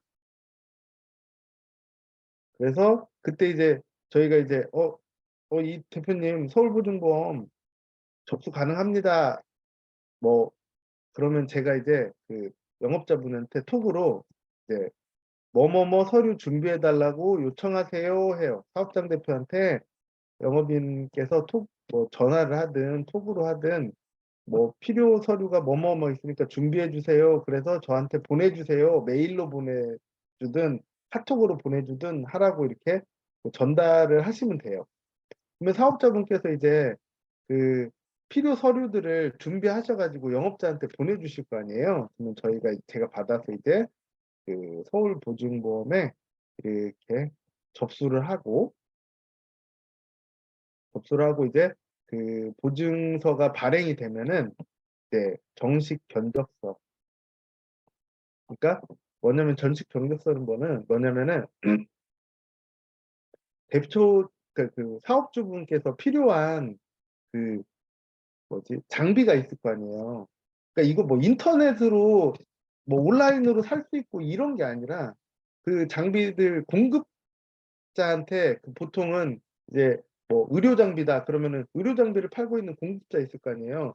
대부분 이제 병원 의사들이다. 예를 들어서 보면은 의사들이 장비 파는 곳에 전화를 하든 영업사원한테 전화를 하든 견적서 이거 장비 구매하고 싶은데 견적서 좀 보내줘 이렇게 하거든요. 뭐 리스를 하든 뭘 하든 그것처럼 똑같이 이제 하고 싶은 장비 견적서를 저희가 받아요. 그리고 저희는 이제 뭐냐면은 이 장비가 뭐 1억짜리인데 뭐 원장님 세율 구간에 따라서 이렇게 얼마 정도 총 렌탈 금액은 이렇게 나옵니다 하고 아까 보여드렸던 절세표를 이제 보내드려요.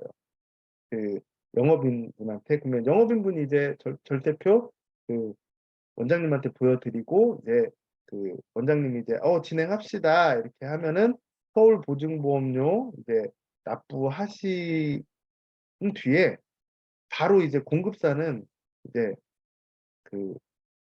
뭐 병원에 이제 장비를 설치를 할 거 아니에요. 그러면은 설치 확인서를 렌탈사에 설치 확인서가 들어가는 즉시 이제 확인을 하고 공급사에서 렌탈사에서 공급사한테 돈을 일시불로 붙여줘요. 1억을. 그러니까 뭐냐면 이건 되게 좋은 거거든요. 사실 공급사한테도 좋은 거예요. 장비를 공급하는 공급사는 대부분 막 뭐 그 할부로 하게 되면은 막 그 이렇게 받는 금액도 오래 걸리고 또 그 어디죠? 그 뭐 공장 같은 경우에는 장비 그 설비 투자할 때 그 기계 장비를 설치를 했는데 "아 요즘 사정이 좀 안 좋으니까 이거 뭐 한 1 년에 나눠 낼게." 막 이런 경우 되게 많거든요. 그러니까 공급사 입장에서는 이게 자금이 원활하게 안 돌아가기 때문에 렌탈을 진행했을 때 공급사도 엄청 좋아요. 일시불로 딱 그냥 돈을 받을 수 있기 때문에. 그리고 아까 말씀드린 대로 뭐 병원 원장님 같은 경우나 뭐 그 공단에서 사업을 운영하시는 사업자분들 같은 경우에는 뭐 신용도 영향도 없고 뭐 이렇게 하기 때문에 렌탈로 진행한 뒤에 또 나중에 뭐 리스나 또 필요할 때는 대출 받을 수도 있고. 그러니까 상품은 굉장히 좋다고 보시면 되고, 이렇게 보시면 프로세스도 별로 어렵지 않아요. 사실은 오히려 국세환급 업무보다 그 사업장 방문할 필요가 별로 없는 게, 그러니까 한번 이제 방문해 가지고 이렇게 접수하면은 또 방문하러 가지 않아도 이 업무가 가능한 거거든요. 그러니까 뭐냐면 사업장 방문해서 토스 신용점수 확인하고 접수 보고서 작성하면은 이제 거기에 대한 이제 그 뒤에 부분은 뭐냐면은 그 제가 이제 "뭐뭐 서류 요청해 주세요." 하면은 이제 영업인분께서 원장님한테든 사업자한테 "뭐뭐 서류 보내 주세요." 뭐 카톡이나 메일로 하면은 그거 받아 가지고 저한테 다시 전달해 주시면 되고, 뭐 서울보증심사에 이제 필요한 서류들 "이거 필요합니다." 그 뭐야 "사업자분한테 요청해 주세요." 하면은 또 전달해 가지고 그 뭐 메일이나 톡으로 받아 가지고 저한테 또 전달해 주시면 되고, 뭐 이렇게 왔다 갔다만 하면 돼요 그냥. 그러기 때문에 별로 어렵지 않다고 보시면 되고, 이 업무는 아까 말씀드렸다시피 병의원 쪽이라든가 공단 쪽에 좀 고가의 장비가 들어가는 곳만 영업을 하시기 바랍니다. 지금 이렇게 프로세스 보면은 안 해 보니까 좀 어려울 수도 있잖아요. 근데 한번 진행해 보시면 '별거 아니다.' 이렇게 생각이 들 정도로 굉장히 간단하다고 보시면 되고요. 지금 이렇게 보시면은 뭐 대표 서류 그 준비해야 되는 서류 이런 것들은 사실은 단톡방 공지사항에 보면 비즈렌탈 자료실이 있어요. 거기 이제 한 번도 안 들어가 보셨을 거야 다들. 그러니까 그런 데도 좀 이제 들어가 보셔 가지고 어떤 서류가 필요한지도 좀 보시고, 물론 이제 제가 진행할 때 다 그런 서류들이라든가 이런 항목들을 다 이제 톡으로 보내 드릴 거예요. 그러니까 뭐 안 들어가셔도 상관은 없어요 사실. 네. 그래도 이제 뭐 좀 '돈을 많이 벌고 싶다.' 하면은 그런 거 한 번씩 클릭해 보시는 쪼끔 열의도 필요하다고 생각합니다. 이건 이제 뭐 서울보증보험 심사 중요 사항인데 저희가 솔직히 알 필요 없어요 사실. 이거 이제 그 시 나이스 신용정보 거기에서 대표분이랑 사업자 신용도 체크를 하게 되면은 이런 부분들이 다 체크가 되기 때문에 우리들은 그냥 왔다 갔다만 하면 돼요. 아까 톡으로 그냥 대표 신용 토스 신용 점수만 좀 신경 쓰셔 가지고 네 접수하셔 보시면 좋고요. 이것도 뭐 보증보험이 이렇게 나온대요. 근데 뭐 저도 뭐 직접적으로 보지는 않았어요. 이렇게 나온대요. 예.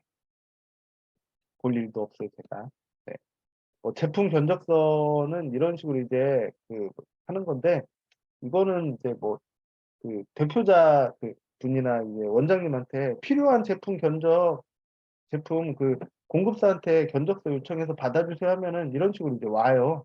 그래서 그걸 저한테 다시 전달해 주시면은 되는 뭐 그런 거예요. 그러니까 이런 부분들은 크게 신경 안 쓰셔도 됩니다. 비즈렌탈 사례는 병원이라든가 뭐 관공서, 식당 막 다 되는데 사실 하지 마세요. 그냥 병원 공장만 딱 신경 쓰고 그냥 진행하시는 게 제일 좋을 것 같습니다.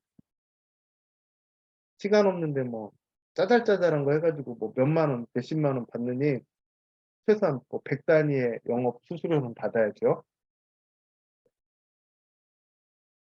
비즈렌탈 사례인데 여기는 이제 사억짜리 선반 기계를 들여 놓는 거였거든요. 그러니까 만약에 이제 이거를 뭐 할부로 하든 뭐 일시불로 4억을 주고 해도 좋지만, 그냥 렌탈로 받았을 때는 그냥 돈 안 들이고 이제 구입을 한 뒤에 그냥 달달이 렌탈비 내면 된다고 보시면 되고요. 음, 여기 이제 병원 같은 경우에 좀 고가의 장비들이 들어가는 경우가 굉장히 많아요. MRI, CT 막 이런 게 한 몇 억씩 하더라고요. 2억, 뭐 1억 5천 뭐 이 정도 하는 것 같아요. 그러니까 이런 부분들 들어가게 되면은 그래도 그 영업 수수료가 굉장히 좀 괜찮잖아요. 4억이면은 비즈 렌탈 같은 경우에는 그 국세 환급은 10%였는데 그 총 금액에 그 비즈 렌탈은 3%예요. 그래서 만약에 4억짜리가 들어간다 그러면은 얼마죠? 120만 원인가요? 맞죠? 네. 120 정도 된다고 보시 아닌가? 3%니까 1,200이네요. 1,200. 네, 1,200만 원 된다고 보시면 됩니다. 뭐 이분도 돈 하나도 안 들이고 그냥 뭐 7억 원어치의 그냥 장비를 그냥 렌탈했습니다. 예, 그 비즈 렌탈은 어렵지는 않은데 아직 조금 생소하다 보니까 좀 어려울 수 있어요. 근데 그 진행해 보시면 쉽다고 생각하시면 되고요. 뭐 그 혹시 비즈 렌탈에 대해서 좀 질문 있으신가요? 질문. 전혀. 토스 신용 점수는 확인을 어떻게 하냐면은 토스 앱을 깔면 그냥 보여요. 신용 점수 탭이 있어 가지고 뭐 이렇게 확인을 하고 이런 게 아니라 그냥 내 신용 점수 누르면은 '나는 몇 점이다.' 이게 그냥 보여요. 네. 대표님도 마이크 켜고 질문하셔도 됩니다.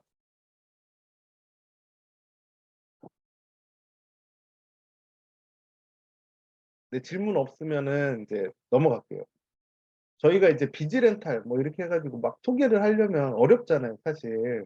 국세환급 어렵잖아요, 가서 말 꺼내기. 그래서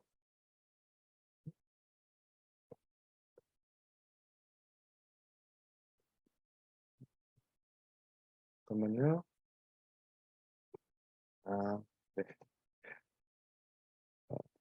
그래서 저희가 뭘 준비했냐면 이렇게 삼성지사에서 저희 이제 파트너 저희는 이제 그냥 다 파트너잖아요. 어떻게 보면 저희 삼성지사는 사실 뭐 영업인, 뭐 지사장 뭐 이런 의미가 아니라 이제 함께 조금 서로 윈윈하고 정말 이렇게 다 같이 잘 될 수 있는 그런 사업을 이제 가족처럼 좀 영위를 했으면 좋겠어요.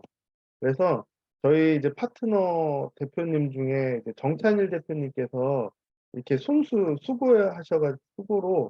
이렇게 그 팜플렛을 만들었어요. 그러니까 전단지.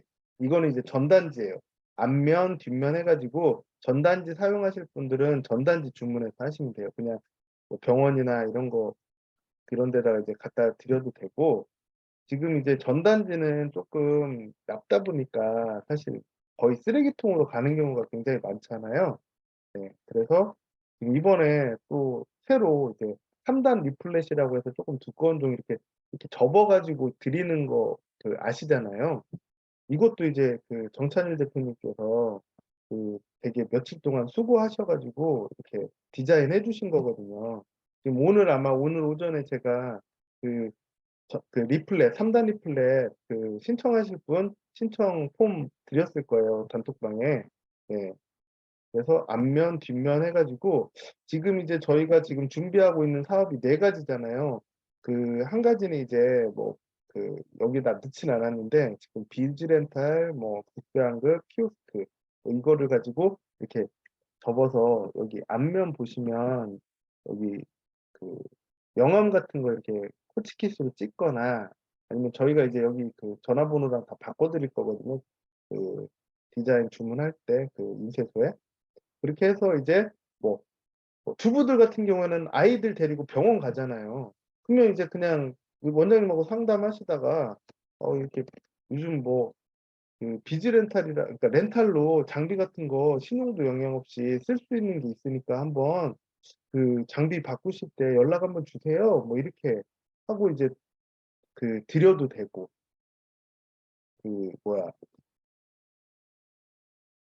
비즈렌탈을 이렇게 딱 들어가 가지고 사실은 그 비즈렌탈 상담이 들어왔을 때 이것만 하시면 안 돼요. 그 뭐 신용도 체크하고 뭐 심사 받고 할 때 뭐 심사가 진짜 됐대. 의사 원장님이 이제 뭐 MRI 장비가를 바꿔야 되는데 그 심사를 딱 봤더니 가능하대. 그러면은 가능하다고 가능해요." 이렇게 바로 말하지 마시고 이게 쪼끔 힘들 수도 있는데 제가 본사에 정말 요청해 가지고 힘들게 이거 가능하게 한번 만들어 보겠습니다 하고 이제 나중에 생색내듯이 가 그 좀 "어려운데 가능하게 됐다." 뭐 이렇게 한 뒤에 "근데 원장님 뭐 혹시 국세 환급 혹시 금액 한번 산출해 보셨냐? 이러이러한 부분이다." 해서 이제 국세 환급 부분까지 업무를 이제 그 국세 환급 업무까지 하게 되 진행하게 되면은 이제 한 군데에서 뭐 2 개, 3개 뭐 이렇게 할 수도 있잖아요. 그러니까 지금 사업장마다 뭐냐면은 그 국제 환급으로 를 빌미로 해 가지고 이렇게 할 만한 사업장이 있고 또 비즈 렌탈을 빌미로 해 가지고 들어가서 그 국세 환급까지 끌어내는 그런 사업장이 있고 이런 부분들을 내일 이제 저희가 강의를 그 2 가지를 더 하잖아요. 키오스크랑 그 정책 자금. 그거를 다 듣고 나면은 어디에 갔을 때 어떤 거를 먼저 꺼내 가지고 이 사람한테 그 2-3 가지의 업무를 영업 업무를 영업이익을 얻을 수 있겠다 하는 판단이 서실 거예요. 그러니까 지금 이 4 가지는 제가 지금 이틀에 걸쳐서 소개해 드릴 4 가지는 굉장히 그 약간 상호 밀접한 관계가 있기 때문에 네. 영업이 진짜 쉬워지게 만들어 그 아이템을 굉장히 고심해서 이렇게 붙였어요 지금. 그러니까 그런 부분들은 좀 알아주셔야 돼요. 이거 뭐 계속 환급금조회만 하러 다니면서 막 그 상처받기도 하고 이러지 말고 진짜 지금 저희가 삼성지사에서 소개해 드리는 아이템은 전부 이 사업자분을 도와주는 아이템이에요. 즉 헬핑 아이템이거든요. 그러니까 자신 있게 그 영업을 하셨으면 좋겠어요. 뭐 비즈렌탈하고 오늘 국세환급 2 가지 했는데요. 그 강의는 이것으로 마칠게요. 근데 그 내일 강의가 정말 중요해요 사실. 내일 강의 안 들으시면은 그 후회하실지도 몰라요. 왜냐면은 내일 강의는 실시간 참여하신 분만 그 정책자금 산출하는 프로그램 계정 만들어 드릴 거거든요. 그러니까 열의가 없으신 분은 안 돼요. 네. 진짜 내가 어떤 뭐야 정말 부득이한 사정에 의해서 참석을 못할 경우에는 그런 부분들은 제가 감안을 해서 들어보고 만들어 드릴 수는 있지만 이제 형평성상 될 수 있으면 참여를 하셔 가지고 들어보시는 게 좋을 것 같습니다. 네. 오늘 이제 2 가지 소개해 드렸는데 어떤 쪼끔 개념은 잘 잡히셨나요? 뭐 좀 잡히셨고 네 그랬다고 생각하시는 분은 한번 5번 한번 눌러 주세요. 제가 목이 너무 아파요. 개념 안 잡히셨어요?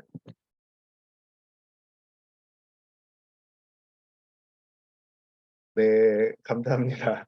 그 내일 또 10 시에 저희 강의할 거니까요. 꼭 그건 진짜 중요해요. 그거 내일 강의 딱 들으시면은 '와 진짜 할 게 많다.' 이런 생각 딱 드실 거예요 정말. 네.